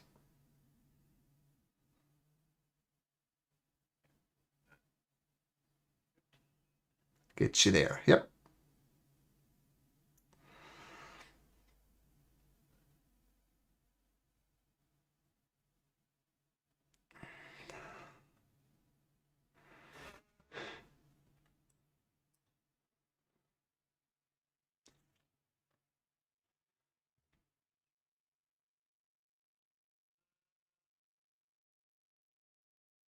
I'm going to cast Mind Sliver, nice. I believe that's an intelligence saving throw. Okay, he rolls an 18. Yeah, it's a cantrip. Yep. Okay, so he resisted. Doesn't go off. Okay, and if that's your turn. Hmm. Let's see. He starts thumping his head again, and he grabs the bleeding shot and kind of wipes on his face and goes, "Ah, for the Unmaker!" And he's going to attack at advantage against the person who tried to mess with his mind. He fires his crossbow at you, Eris. He rolls a 16. Yep, so assume that hits. Okay, so you cast shield. The shield goes up in front of you, and the arrow just bounces off harmlessly. It's a 16, so yeah, so your armor class is now 19. 20, I think. Okay, cool. Put a little shield on you so we don't forget that your shield is up in case it comes into play. So the guard, is going crazy, but he's not so crazy as to stand in the open. Here's 1, 2, 3, 4, 5. Okay. Is there a trap? Oh. Judas.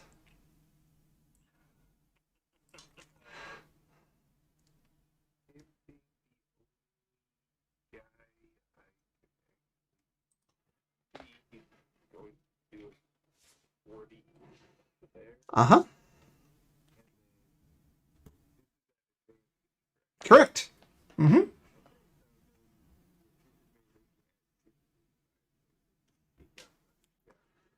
Okay, so straight roll. Oh, good shot. Hits him. And he takes the javelin to the chest and recoils back. And he's still angry. He's still going slightly crazed in some ways, but he's still up. But yeah, serious damage, Judas. Well done.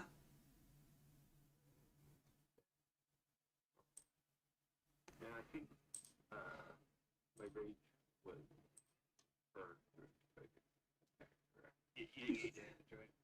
But you just attacked this guy, didn't you? That counts.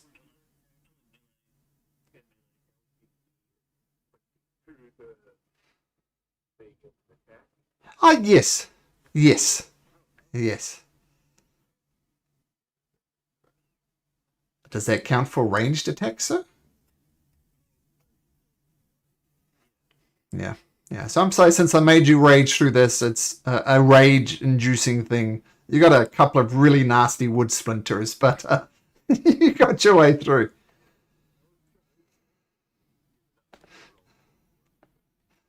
All right, there we go. Okay, Boomer. I think this guy is going to be too far for Boomer to attack directly. Yeah, but he's going to attack at disadvantage, pops up, fires his hand crossbow, and at disadvantage, just bounces down the cave wall, and Boomer ducks back down again. This guard here is dead. That one is dead. There's that one down there. Wait, no. I did. I'm just going to swap these guys around. So he can go there. He can be on full hit points. And he can be dead. So this guy... So this guy is not dead. And he's not raging. But he does see Armistice there. And what's he going to do? Yeah, he's going to continue. Yes, he's going to try and take a shot at Armistice with his hand crossbow. That was 21. Gets you right in the chest, Armistice, for 6 points of damage. And he says, "This might be a losing battle, boy, but you will soon be unmade." 1, 2, 3, 4, 5, 6. Ducks down that way. And this guard is dead, so there should be 2 guards. Yes, that guard's dead. Soren!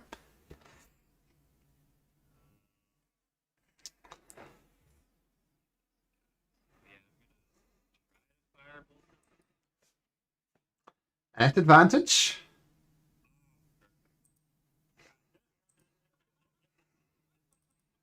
So let me just check something. Yeah, the firebolt does go off, but once again, you're just scorching the side of the wall here. This portion of the wall is very thoroughly scorched. But yeah. So, even with advantage, you miss. Arm assist. This guy taunts you, shoots you in the chest, and dashes away down the corridor. What do you do?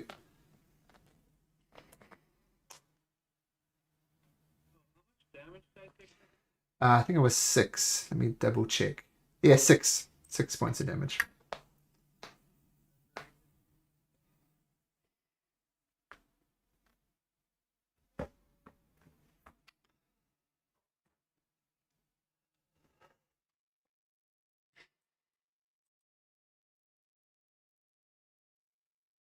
Okay, so get up right next to him. Okay, this is just a straight attack. He hasn't gone raging yet. Short sword, just ducks underneath it. Glances off his shoulder, off his armor. Strike him. Oh, that one connects. Hits him right in the nose.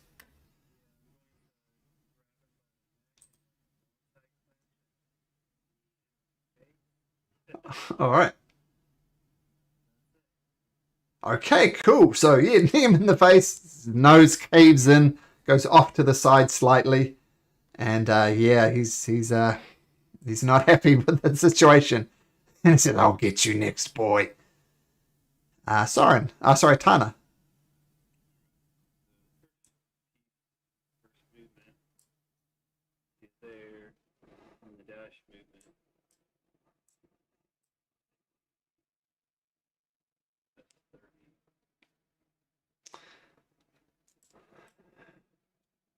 Yeah, we'll get them up there. So we'll Latana to get the dash. No, they can get dash to get that far. So,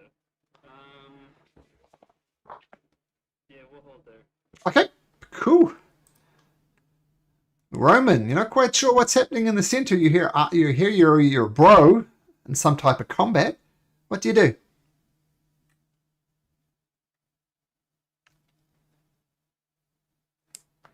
it again, bud.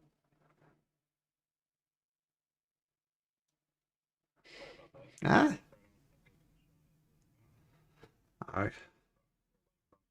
Okay. Bounces off his armor.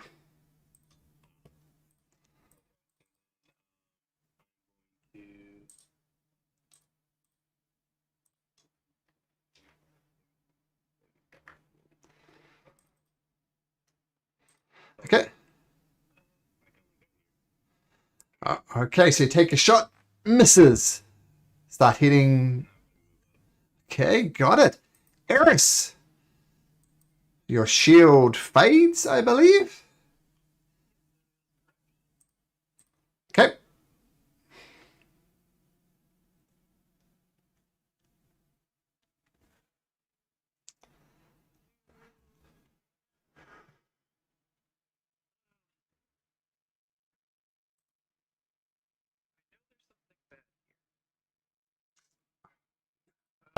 What I'm going to do is I'm gonna go through there anyways, because I'm a dumbass. Okay. May your dreams be dreams. You know, you just go to. You just wait and he'll go through for you. I to here. Can I get to him? Yes. Okay. I bonus action dash.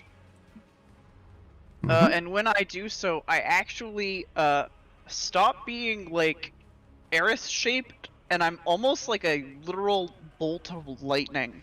Ooh, nice. As I just dash through there, I'm doing my Thunderlight Jaunt. I move through the spaces of any other creatures, and I do not provoke opportunity attacks. Okay, good to know. Yeah. Cool. So I'm hoping that I don't provoke anything. So I get to there, and as soon as I get there, I immediately. Well, you know what? Do I wanna? Now I'll do a sword first. So Okay. I kind of whip around with my tail, and little after images of my tail shoot out. Nice. Oh. Click the wrong button again. Why do I do that? There we go. So it needs a dexterity save.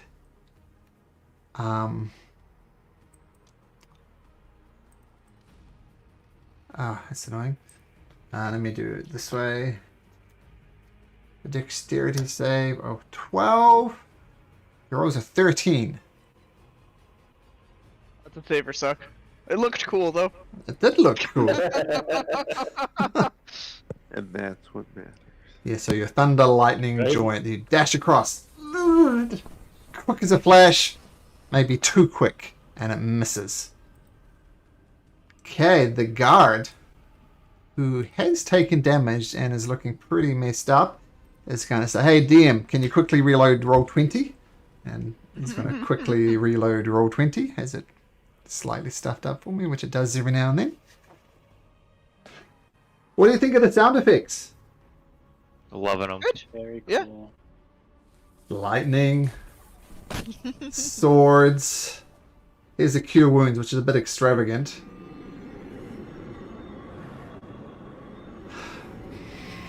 But I'm liking them. Pretty cool. Okay, so the unmade guard is just losing it. Attacks you with his two-handed spear, just utterly enraged, and rolls a natural 20, and just gets it right into your chest and drives it towards your heart, Eris. Doesn't quite reach there though, but you take 8 points of damage, and he pulls his spear out, and a big swirl of blood comes out with it as well. Good thing I got a talking to earlier. I'm looking okay. I'm about to say. That's well put it. I got a good talking to. Yeah, you see this guard just absolutely enraged. Wreck your buddy. What do you do? Run up. And they got one more spear. Or, sorry, javelin, not spear. Oh, that My hits. goodness. Goodness. Oh, Yeah, this is at advantage. Roll again just to see if you get a natural 20, because those are always fun.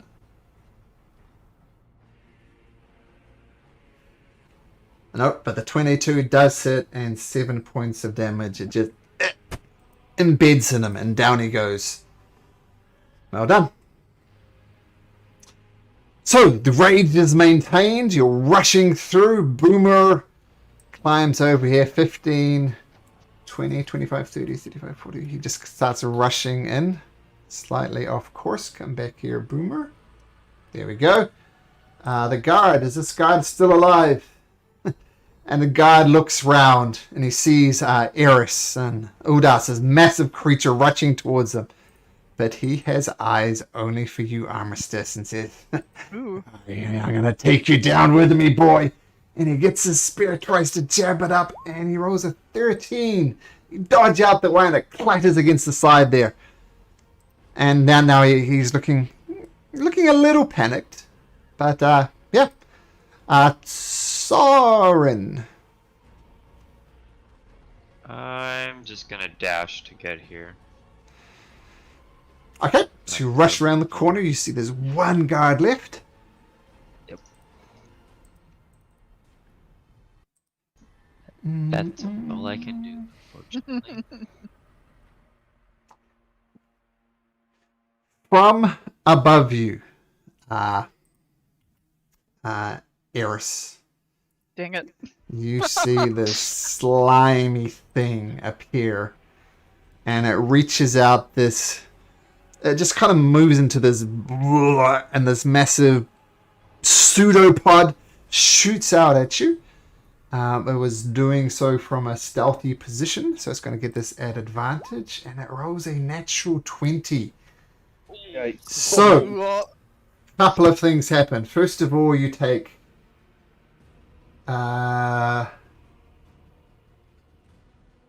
you take 16 points of damage. Yikes. yeah, that Well, you- definitely downs me. Down you go. And what armor are you wearing there, Eris? That's a good question. Oh, no. I'm wearing scale mail. Yeah. Your I scale don't like mail. that question. Your scale mail is now a -2 scale mail Okay, I'll with a edit that natural in here. 20. Okay, so what else? Armistice. Well, was it Mara who went down, or was it Eris? Well, whoever it is, this creature has some essence that insists that it goes down early in the campaign. But you see Eris just get wrecked by this slimy thing on the surface, and you see it's attempting to drop down and envelop. Yeah. Okay. Soren. Oh, wait, I gotta put this thing in the initiative order, sorry. Turn. 15. And it's whose turn is it? It's Soren. Yeah, Soren, you're up. Soren just went, right? He just ran. Oh, did he? Oh, sorry. Armistice. Okay, I'm just gonna do what I did before and attack with the sword. At advantage. At oh, Yeah, he's going reckless. He's going nuts. you were reckless and you got 13. Oh. Oh, wow. World's worst sneak attack damage, but yep, he does take it. There's your sword. So, Ugh. Gets him. for some reason, it didn't include my dex to the damage roll. Okay, so how much is your dex? I have a 20 in dex, so it's plus another- 5 to that. Or your proficiency, so it's probably because you got some clicks wrong if you need to be on. Some yeah, two things. Maybe. Is it plus Yes, 5 for it's 20? Or is it plus 4? It's plus 5? It's plus 5, yeah. Okay. Oh, I did bonus action attack, that's why. Okay. So yeah. He's that's still up. Main attack, and then I will just attack him with my fist.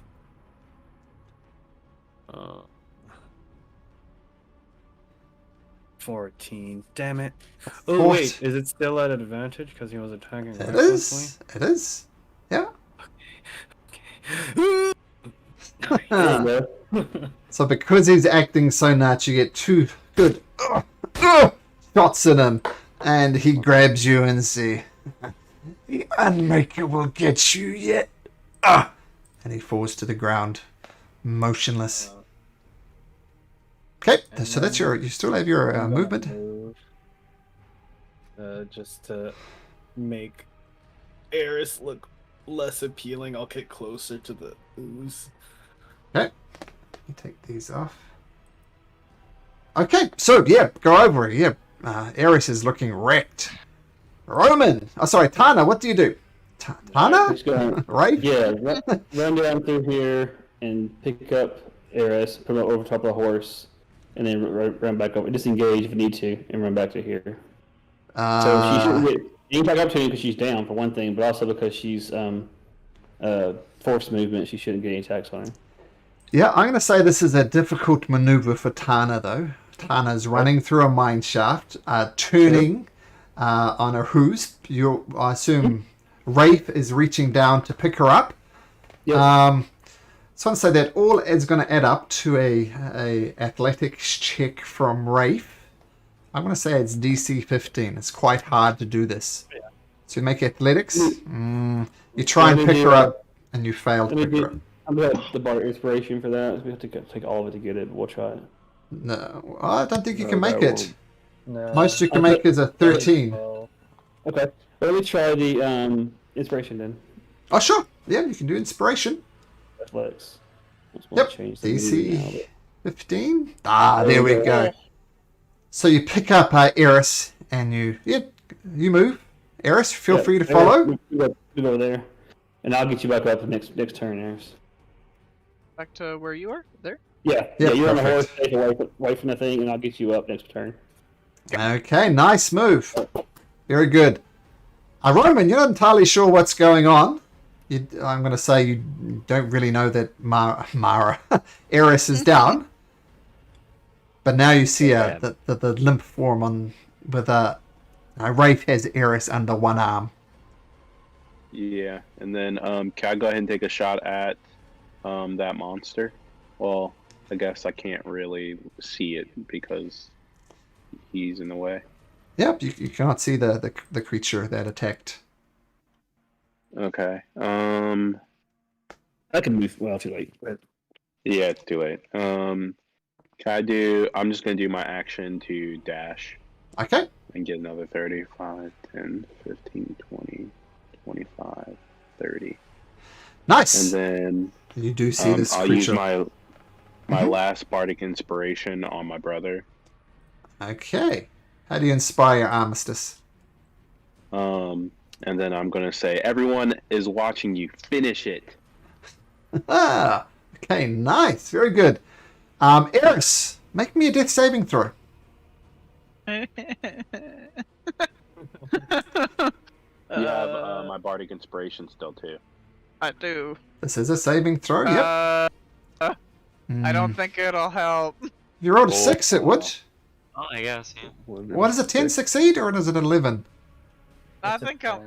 I'll hopefully be okay. I'm just gonna Okay, so Hopefully. one failed death saving throw. This guard, all guards are dead.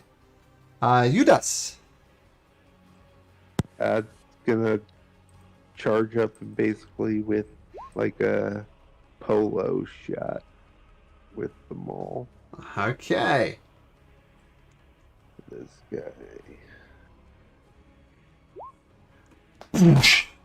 Hits it, no problem. This thing's actually relatively easy to hit. It's not moving. Ooh. Think you get your rage on top of that? Yeah, so 8 points of damage.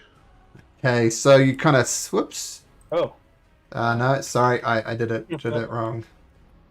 I gave him -8 hit points as opposed to taking away 8. So yeah, boosh. Ooh, actually, let me check something. No, you're good. So boosh, bash it. Starts to lose some of its form, but it's still up. That's my turn. Okay, Boomer. 1, 2, 3. Oops. 1, 2, 3, 4, 5, 6. 1, 2, 3, 4, 5, 6. He goes on, assesses the situation. This guard is dead. The grey ooze. It looks around. Well, it doesn't do anything. It doesn't react. Doesn't do anything. But it does shoot out a pseudopod at you, Udas. Misses with a 7. You easily dodge out though as this thing is. Sorry.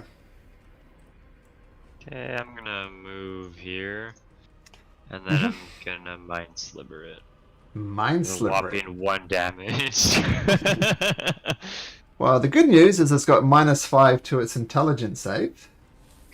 So we'll see how that works. It rolls a 12, which is pretty good. not good enough. It's checking to Yeah, see I if it's guess if it immune. Let's see if it's immune to psychic, but it's not. So it'll take 1 point of damage. Yay. And 1d4 on its next saving throw if it even does. Okay, we'll see if that comes up. -1d4. Got it. Okay, Armistice. I'm going to shoot it with my crossbow.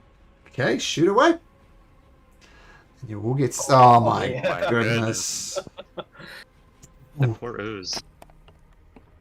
Yeah, it's not surviving that as yeah. Oh, actually, let me check something. No, it's fine. It is not immune to that. And the slime loses form and just turns into a thin grey puddle on the ground. Wow. Boy. That's 2 natural What a shot. 20s. Yeah, fantastic shot. Okay. Rafe. Muted Rafe. There we go. Yeah. I'm use the lay on hands to bring Eris back, so she gets 4. Hang on a second, take up to 4 points back. Okay. Cool. So with that, all enemy combatants on the field are dead. No one is actively dying. So Mara, damn it. Eris did a good in question. And you find yourself on the entrance to this mine. Okay. So let's pause for a second so I can put some kids to bed. And we'll be right back. Okay, see you in a sec, guys.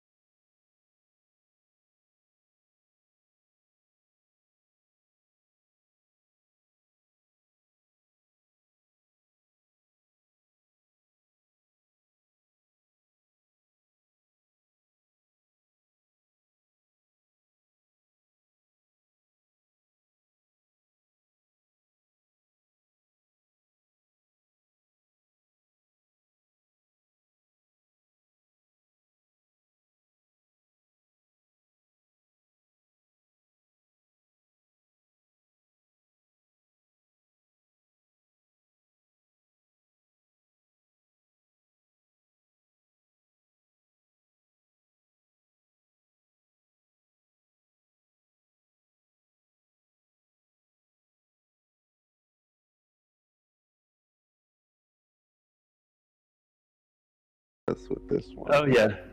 Oh yeah. I think it's though in some place to the west though, right? Wow, what is in store? That's a good question. I am back. What would the unnamed party wish to do? Cry. Uh, I'll cast Cure Wounds on myself Okay. because I'm very hurty. Okay, 6 hit points restored to Eris. Udas, your rage fades. It never fades, but yeah. Yeah, that's my secret. I'm always angry. Exactly. But especially right now, it's just a different rage. It's a tired rage. He didn't have the energy to get all the effort out of it. Hey, All right, Rafe. so Wait a sec. Rafe, where's George? George, I guess is back on the horse during the whole What do thing. you mean? Okay. You're riding around with the body of a dead boy on the back? Yeah, we didn't say otherwise, so I guess so. Alright, okay. Weird. It's chicken. I know. Do we want to say we left him back somewhere, or we want to say he's on the horse before it started? I mean, otherwise we leave him outside. We find him like being eaten by shit. I guess we have a body of a dead kid on it. On the horse. That's why when we first said it, I was like, ooh, really? But there are no good options, so. I mean, unless we want to take the time to bury him real quick. I mean, we kind of just busted down the door. Yeah, Yeah. we just did a frontal assault to the. Yeah, I think we can't. So, yeah, we're gonna say he's on the horse. It's not gonna be hard for Tan to carry that. Just a bit gruesome. So what are you doing He's all with... wrapped up. Yeah, he's wrapped up in a bedroll. Yep. Mm-hmm. Yeah. All right. I mean, I was sure to bring him with us, leave him here, bury him. So I mean, there are no good options, right? So we can. You I guys mean, he's deal not with him? gonna go anywhere. He's not gonna like fall off and stuff. And if he does, it's not like he's gonna get hurt. All right. I mean, are we good with having him on the horse, or are we going to try to say something else you want to do? They know we're here. Every second we wait is the second Right. they have to prepare. Let's keep going. He's on the horse. Okay. So you push into the mine. The mine once again is descending into darkness. I assume Soren lights up a... Oh, no, not Soren, sorry, Roman lights up a torch. And Yep. you go deeper into the mine. I mean, this was reasonably well lit thanks to the, just the sunshine generally, but now you're deep underground. Armistice, are you leading the way? Yeah, I will. Okay. Make me a stealth check. So 18. Oh wait, no, 12. I will use that last inspiration. Where is it? There it is. Oh, nice. 18. 18. Okay, cool. So you stealth ahead of the party. Oh, come here, Armistice. There we go. And what are you doing? Are you trying to be perceptive as you go, or? Yes, I am. So make me a perception check. Oh, hell yeah. Okay, let's see, what did you roll? Oh, yeah. Very good. I just realized I lined this up slightly wrong. So this is a tunnel behind you, Armistice. Okay. Okay. And yeah, with a 20, you notice one thing. Up here, there is a smell of sulfur coming from some type of room up here. I'm going to check it out. Okay. As you check it out, the room seems empty. but the smell is quite potent. Now that you're actually inside. Figure out what the source of the smell is. Make investigation check. Investigation. 14. You're not entirely sure with a 14, but it does smell quite bad in there. Nothing of note. It's just an empty, smelly room. Yeah, empty, smelly room is a very apt description. Okay, then I will just. Oh, what the heck? Going to just leave the room then. Do I notice any like footprints leading to anywhere or anything from? Make the a survival roadway? check. Survival. Yeah, 19. there's footprints going back and forth. You notice an especially fresh set of footprints heading to the west. West, like this way. Yep. Then I will go that way. Okay, you notice the footsteps go this way. I mean, there's a river here, moving quite swiftly, and there's two bridges, and the footprints, the fresher all footprints, in fact, go this way. Take that bridge. Yeah, the footprints are on this bridge. Yep.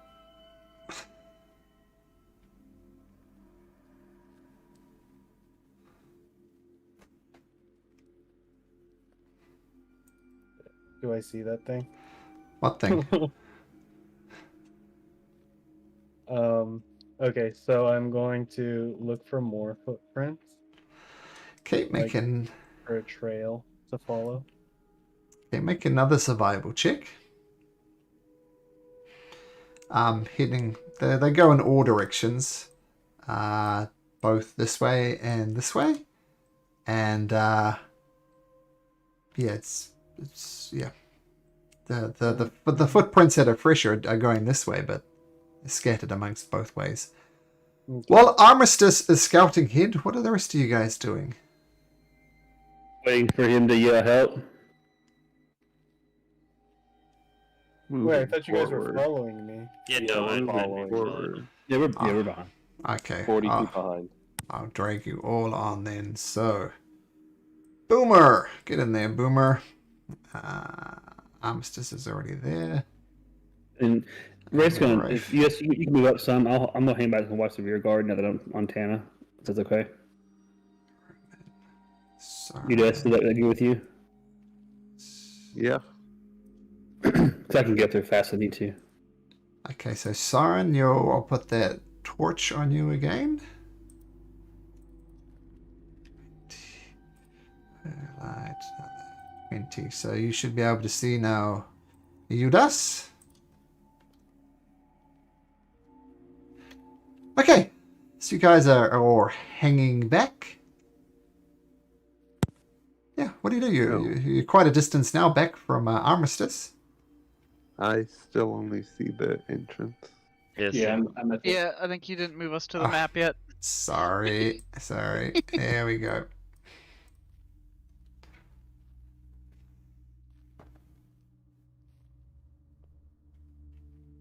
There we are. And then, which way did he go again? Oh, Can Keep we in look mind- for his tracks? keep in mind he's purposefully keeping out of your torchlight. That was the whole point.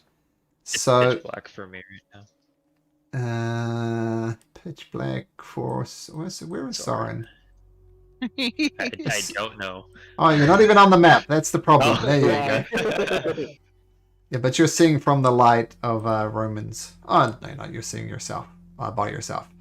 So we'll just say Tana and Rafe are hanging back a little bit. As I said, this Rear guard. this is an open tunnel here. I know it looks closed, but that's open. Yeah. Okay, and someone was wanting to work out which way Armistice went. That person can make me a survival check. Is somebody good at survival? Yeah, I can do it. Somebody helping me or something? No, never mind. Good. I can help. Oh, God. He definitely took the south bridge here. Cool. For those who can see the bridge. The South Bridge, Mhm. South Path, or This way. okay.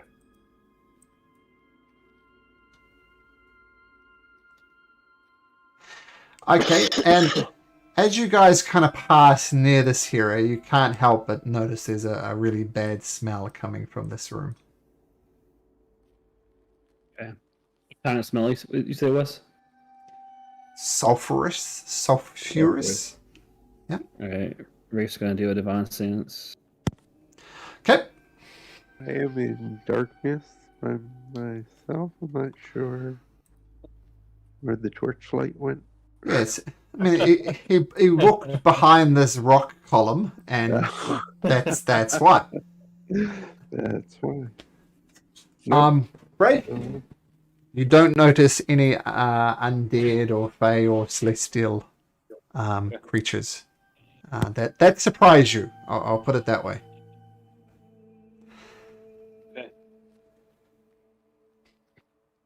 All right. Well, something's going on in here, and so we'll keep going. Okay, just 1 second. Where'd Aries go? I'm here. Calm down. Just wondering where you were. Looking for you. There you are. Okay. From around the corner, you see.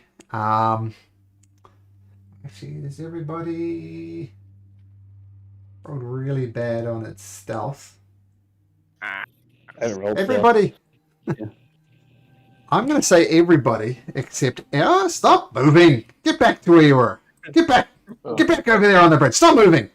When the DMs explain stuff, that means you stop moving. And as the dragon, everybody scatters. Right. I'm going to say this creature comes up behind, right here, behind Eris, who doesn't Dang it. even notice it coming. With your, what was Mara's passive perception, Eris? Like 20 or almost what 29, 30? What, Really high. 130. And what's- 130. I don't know. what's Eris's? It's 10. Okay. So this thing was hiding in the darkness, and noticed a massive light coming down the corridor, and this really weird creature. It's floating. It's almost a brain with a beak and tentacles. And if you go to Discord, you'll see exactly what it looks like. Ew. And it reaches out with its tentacles. The rest of you look around in horror as Eris is just like, doo-ba-doo-ba-doo-ba-doo-ba-doo, doo-ba-doo-ba-doo-ba-doo. And this creature is going to attack with its tentacles at advantage. That's going to hit for 5 points of piercing damage. You still up? You are still up. Make me a Constitution saving throw, please, Eris. Why you gotta do this to me, man? Oh, well, passive It's you, perception that's 10. That's why. Okay. So you feel these like jellyfish type tentacles like start going into you and injecting poison and attempt to paralyze you, but Eris, you push it off and the thing goes out. But the tentacles do wrap around you and you are grappled by this creature. So the tentacles go around you, resist the poison, but it does have a grapple on you. And please, roll for initiative. I say Boomer is more like there. Oh, okay. Oh, look at that! Mm. I should have. I'm missing one person. It should be 13, not 20. So 13. Yeah, fixing it. Okay, cool. So fix that up. Yeah. There you go. Dang it. There you go. Okay, there we go. 16. Romans are 16. Okay, cool. I see that. It's in there. Okay, so Armistice, you see this? Oh, you don't. You hear what does Eris do as this thing wraps its tentacles around you and grapples you and tries to inject you with poison? What does Eris do? Just yell out, "Oh fuck, not again." Okay. Is it like my actual turn? No, this is just Okay. just want to see what you did because Armistice, you hear, "Oh fuck, why did it happen again?" Or whatever it was exactly you said. The Armistice, quick on the draw, leaving I'm these going fools to- behind. I'm just gonna dash to Okay. get to see everything happening. Oh god. That's all I Okay. can do. So, Eris, you have, what do you want to do? You're grappled, you can try and get out of it, or what do you want to do?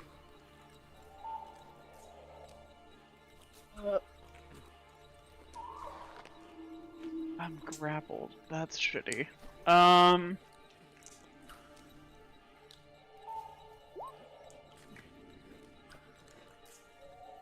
Yeah, that just kind of sucks. What is it to break a grapple? You can make, this is purely athletics. No amount of cunning, slipping is going to get you out of here. It's just going to be a brute strength to try and break through a bit.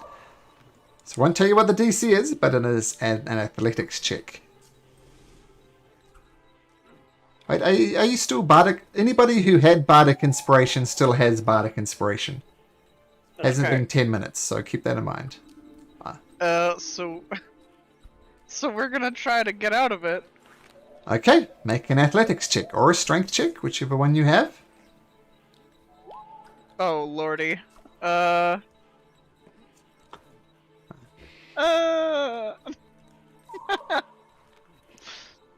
What's the Bardic Inspiration die? A D6? So 12 would be the maximum. Well, that's a 12. You're not. It's not even gonna be it, but that's okay. I tried. So you push hard against these tentacles and you almost break out, but then it just brings you back in. 12 is not enough. Okay, and you're still grappled. Yeah, I'm gonna yell out, "Somebody fucking kill this thing, please!" Oh, where's Boomer? So Boomer's in there. You can't see him behind there. So grappled, is grappled just movement 0? Yeah, it's it. Yeah. Let's get confused. Yeah, so move is 0. Yep. Okay. Back to disadvantage. Leap. Okay, and you're also incapacitated though.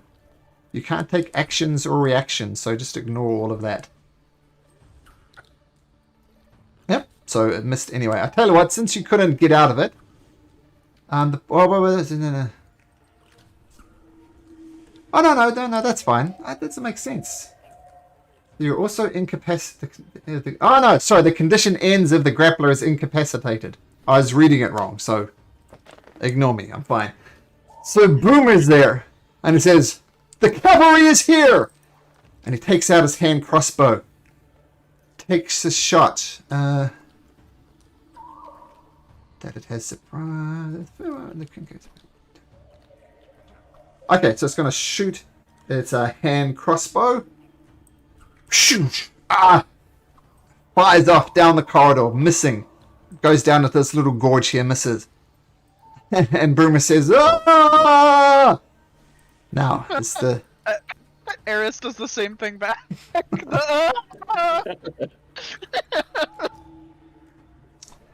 Now, the creature has you grappled with its nasty beak. This parrot-type beak. It's going to try and take a pick at you. Rolls a 14. How's that armor looking? Yeah, Yeah. 13 now, so that sucks.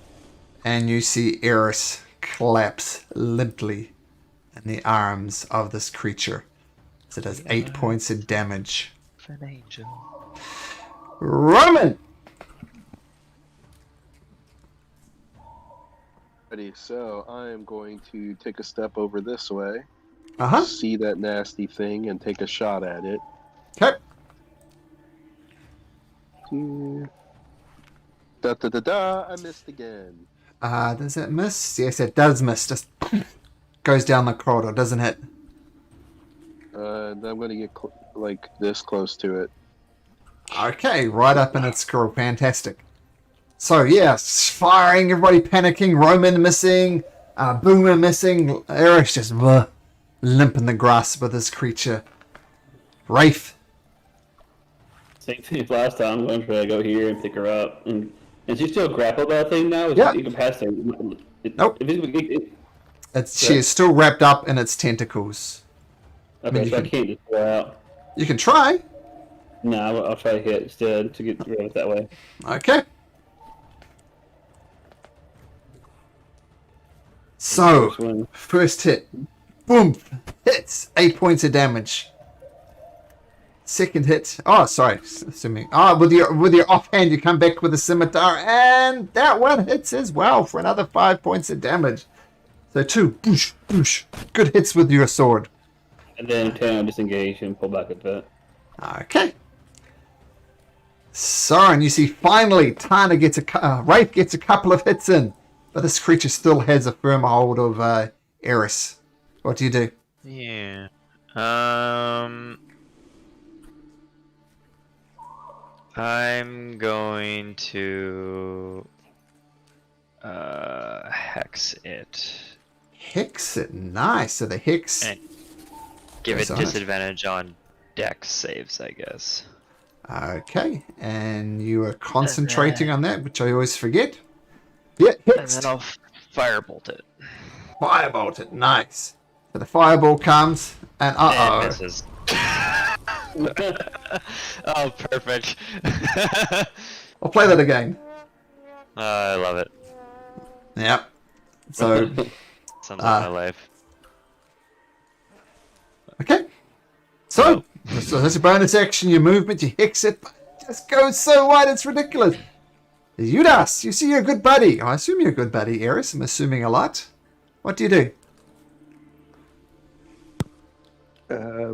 Just gonna run up and grab it off of her, rip it off. Okay. Are you raging? No. Okay. Just gonna So rip make it me a straight athletics check then.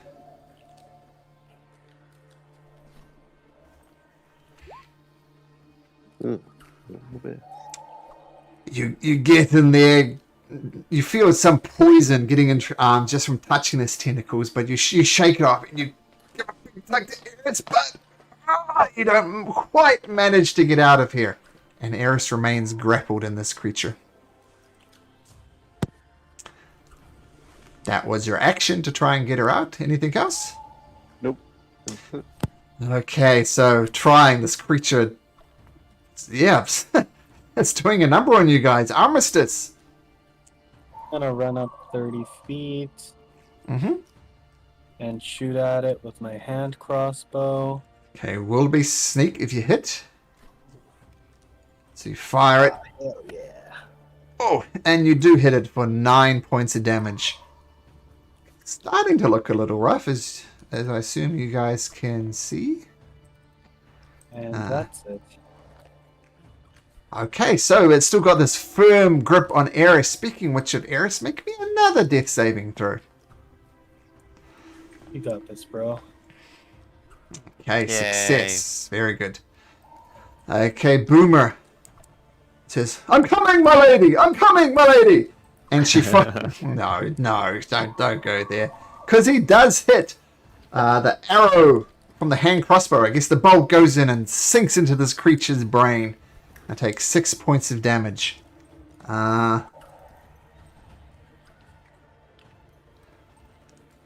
The creature...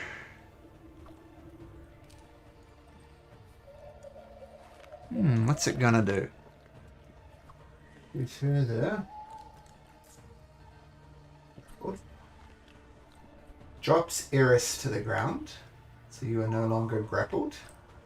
But you are also not dead, but you are prone on the ground and dying out. Drops you to the ground. It is going to attack Judas.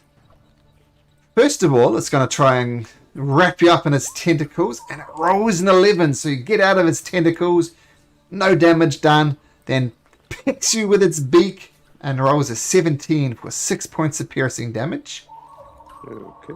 And then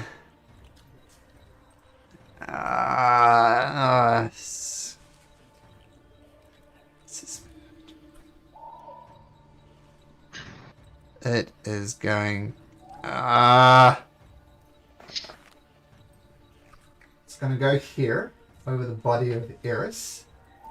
5, 10, 15, 25, 30. Judas and Roman, you can have attacks of opportunity.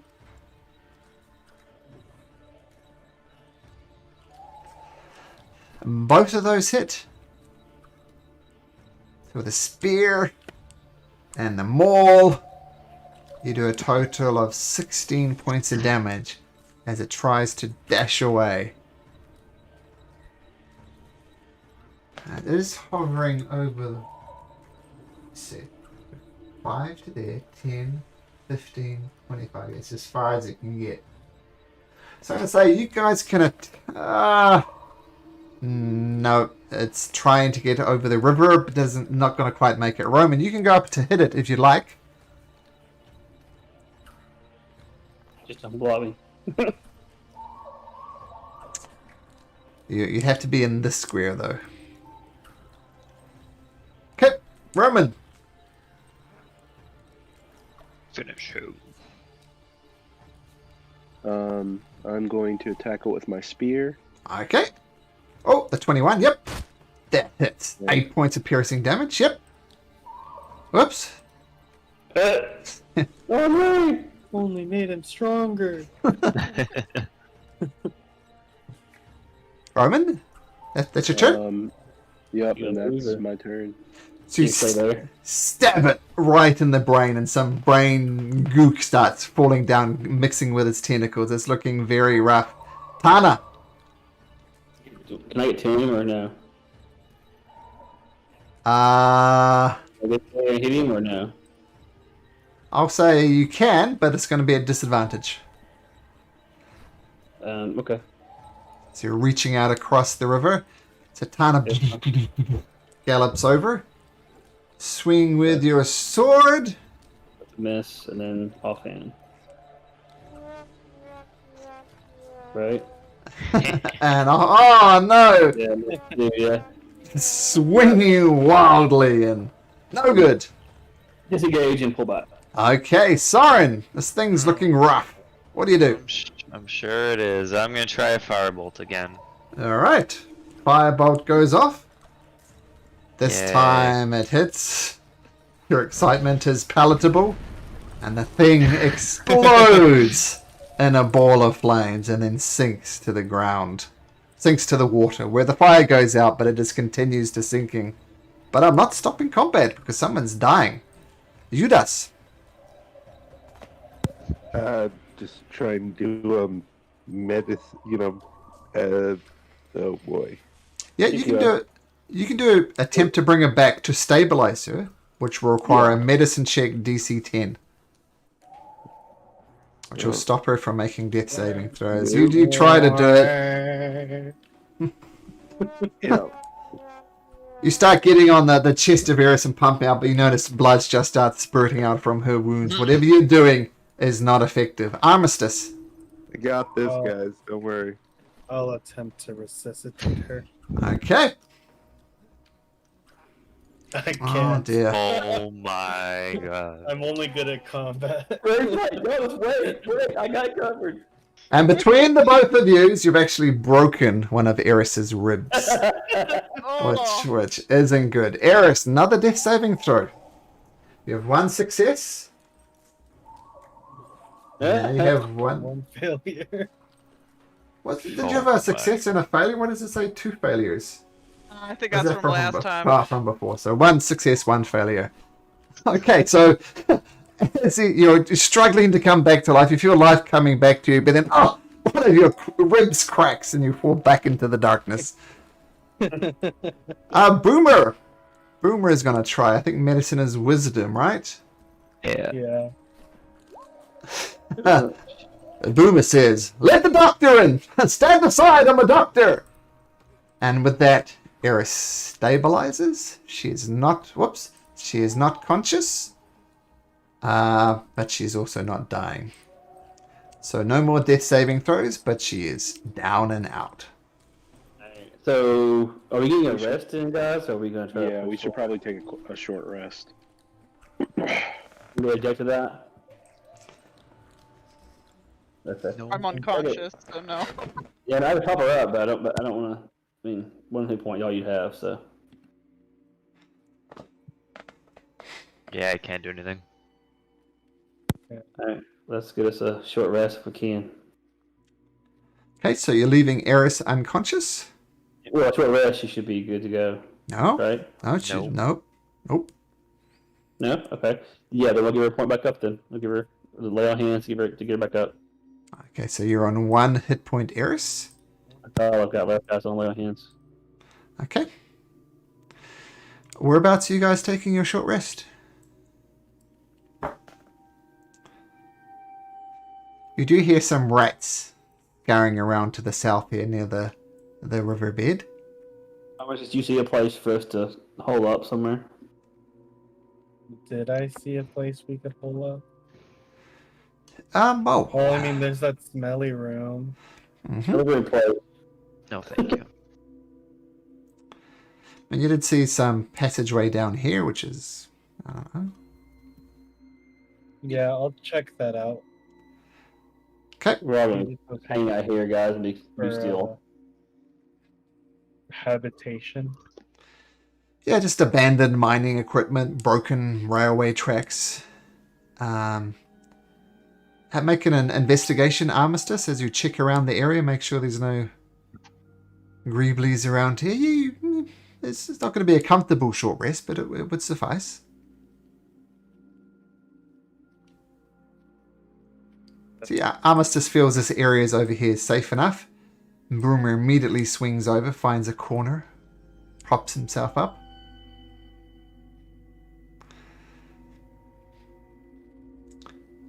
Okay.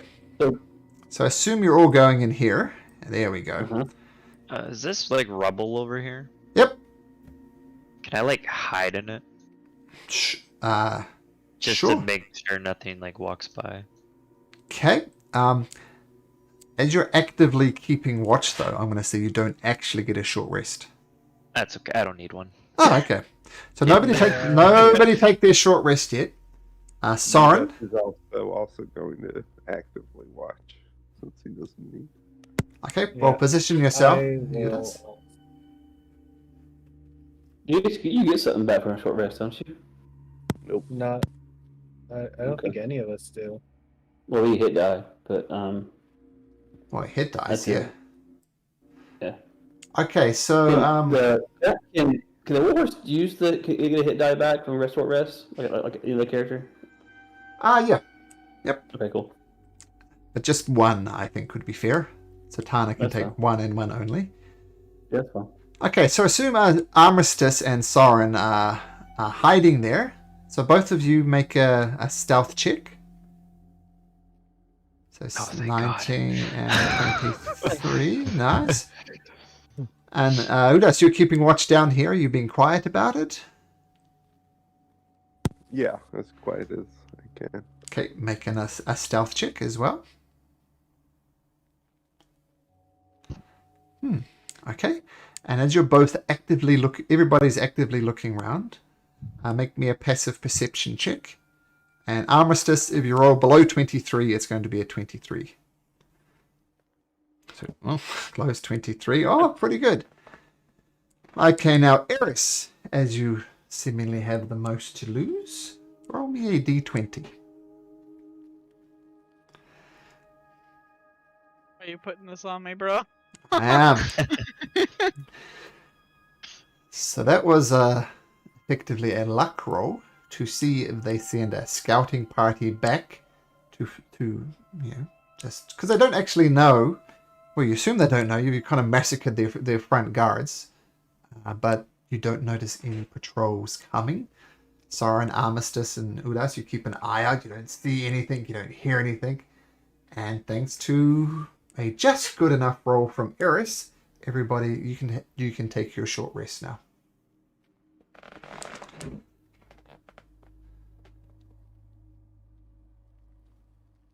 That's two hit dice, right?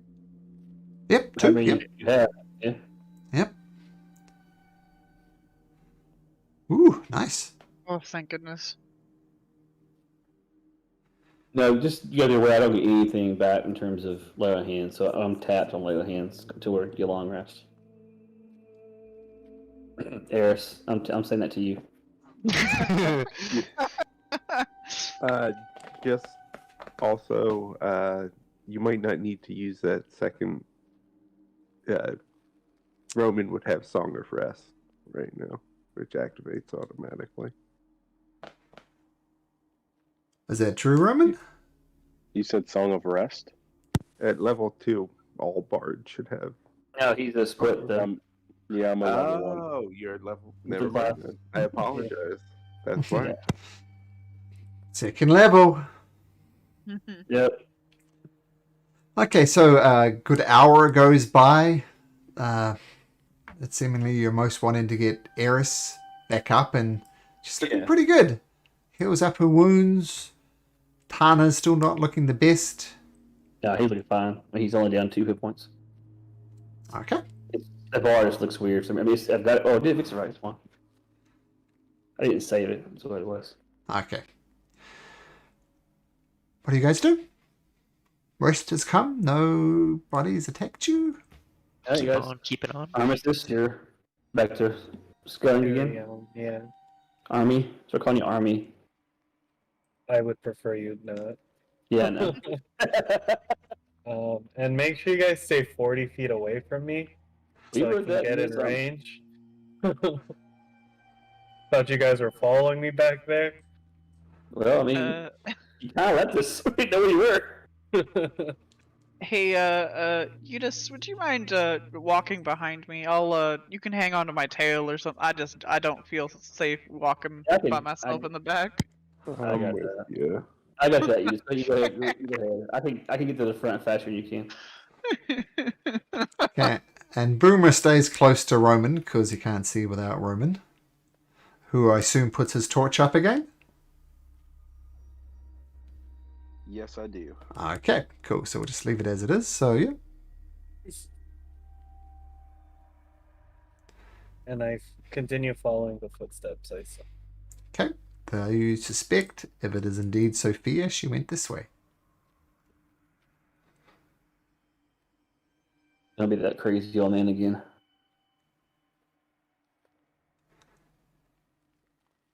Okay, so you all keep your distance from Armistice. Just 1 second. Please. Okay.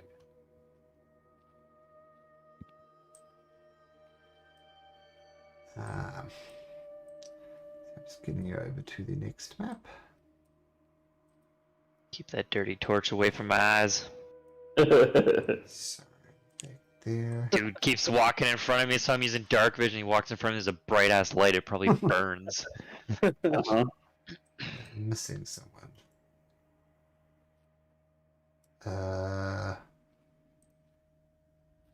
So you're over here. Oh, there we are. And I will continue to track those footsteps. Okay. So everybody 1, 2, 3, 4, 5.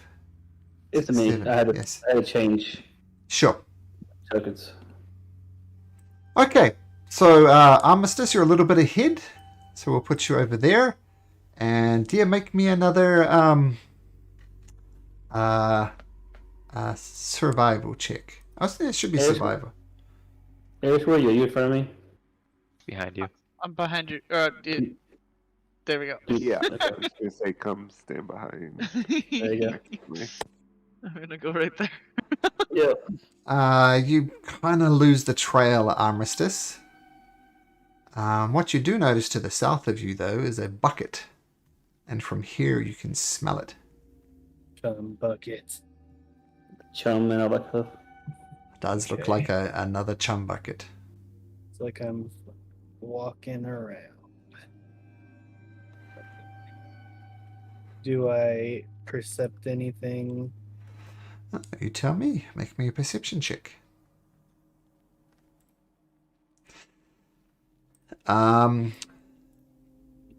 You notice some screeching noises to the north of you. Suspect some type of rats.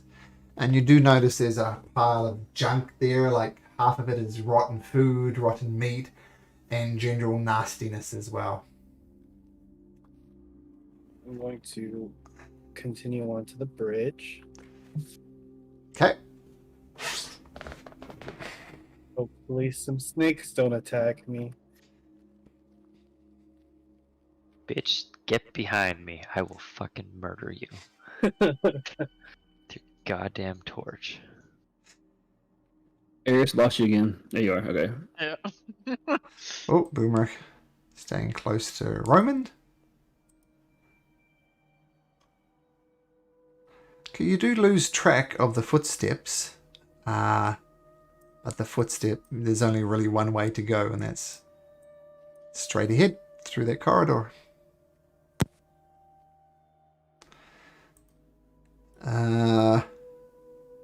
You do notice around here are some mushrooms. Some of them quite large. And technically you could go this way, or you could go this way. But there are some mushrooms kind of forming around this opening up here. Would I recognize these mushrooms? Make me a nature check. Nature. Wow. Wow. Oh. You somehow you managed to click about what these are. These are subterranean mushrooms. You know they are completely inedible. If you eat them, you're likely to die. And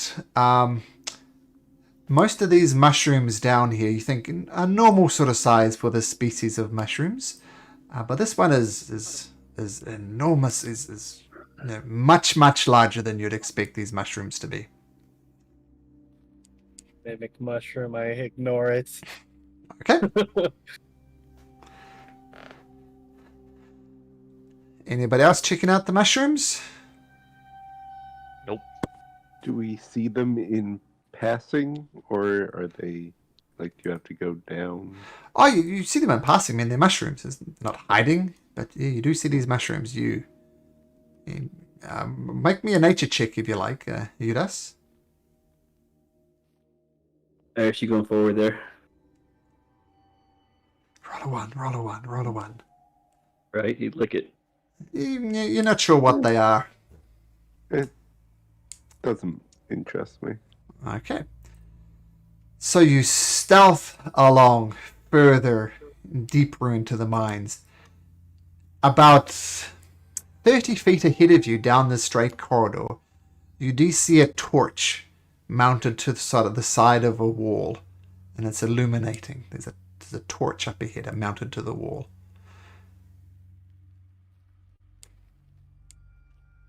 You stealthily approach it while listening for voices Okay. or any presences. South away. Keep in mind there is a light, but I'm assuming you're going to press yourself hard against the wall. So make me hit another stealth check, Armistice. Okay.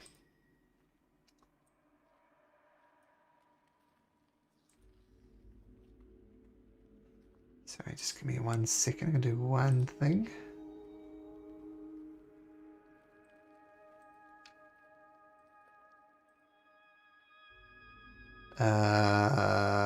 Sorry, just a sec.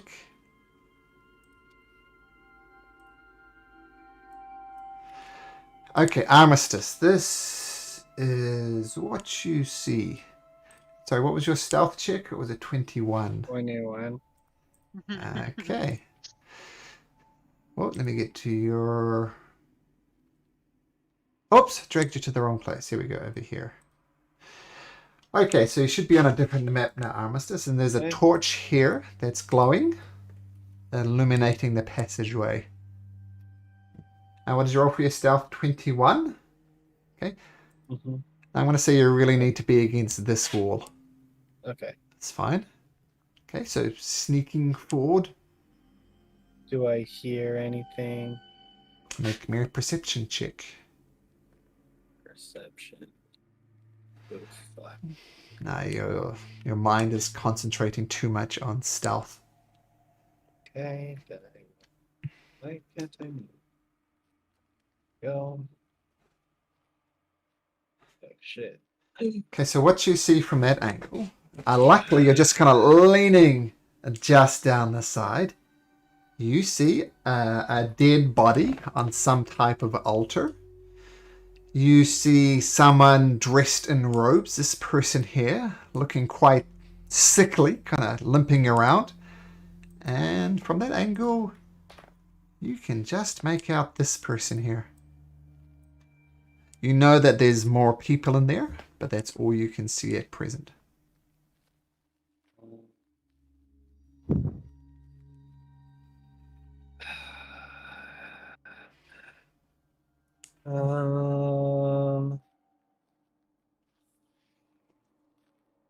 Would I know in character if I were to try to like go here, would this person notice me? You're running a risk. You're literally running past a torch, scattering shadows everywhere. It is possible, but it's going to be very hard. Okay. You're literally running past a light source, right? The only way you know to do it, you have to get from here to around the corner here as quickly as possible and basically hope that they don't see you. Then I'm not even going to risk anything. Okay. I'm going to double back and let the party know that I see Sophia and someone that matched the description of one of the evil people that Jonathan was telling us about, and that I am going to kill them all. Well, let's drag you back over here for now, Armistice. Don't you think it's wise for us to listen and see what they're saying or what their plans are? What if this isn't the whole group? We should find a way to eradicate them all. That's true. You know what they say about the snake?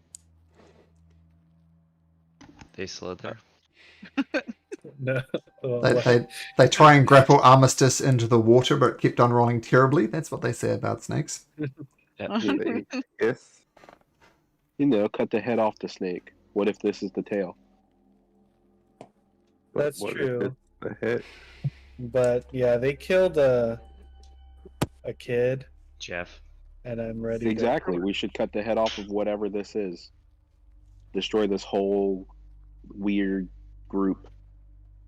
And make sure they know what it means to mess with us.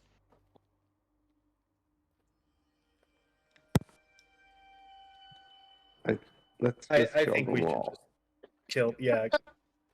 There's two people of note that we can question, but the rest,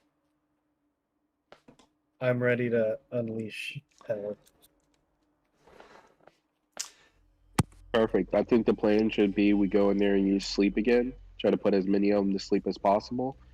Kill them all, and then keep one alive like we did before and interrogate them. So I only saw two from where I was standing. Yep. But there could be a whole lot of more people in there. Yep, yeah, I only saw two. And you notice that in that room as well, it was illuminated as well. There's torches in that room as well. I mean, they're humans, right? They need to see as well. So, I think this is a good place to end it as you look to assault these guys before. Yeah, so we'll see what happens next week. I will remind you what Jonathan said. Jonathan's booked it, by the way. Jonathan's reassessing his life choices and taking on these nasty people doesn't seem the priority. Mind you that Jeff said they were looking to do some nasty thing in raising the dead to go to that mushroom colony, which you assume is to the north, up through this way. And they said they were looking to get something in there. So just keep that in mind. You can just kill them and walk out, but there is something they were looking for in here. So keep that in mind. All right. I think that's where we'll pick it up next week. Eris, well done for surviving. You're in a couple of bad spots there. Nice natural 20s from, I think, Armistice in particular. So, well done. Who needs bardic inspiration when you have dice that are weighted like that? Yeah, apparently. Yeah, I hacked. Are you guys settling on Revengers? Not yet. We're just talking about it. Work in progress. But I do I'm like, having a problem. I'm having a problem with like there's not a Revenger isn't a word. I know, have but to that be makes a it word. funnier. Was and it just NP6 a sounds word? Cool. Avenger I'm is a literally down word. to do whatever. It's like Tokyo Revengers, bro. A word. We'll make it a word. It's illiterate. I'm gonna be all my. good. Maybe So am I. we're illiterate. The writer in Sean is just screaming out in rage. No! Right? It's the actual word! Right. Okay, guys, I gotta bounce. Thank you. It was lots of fun.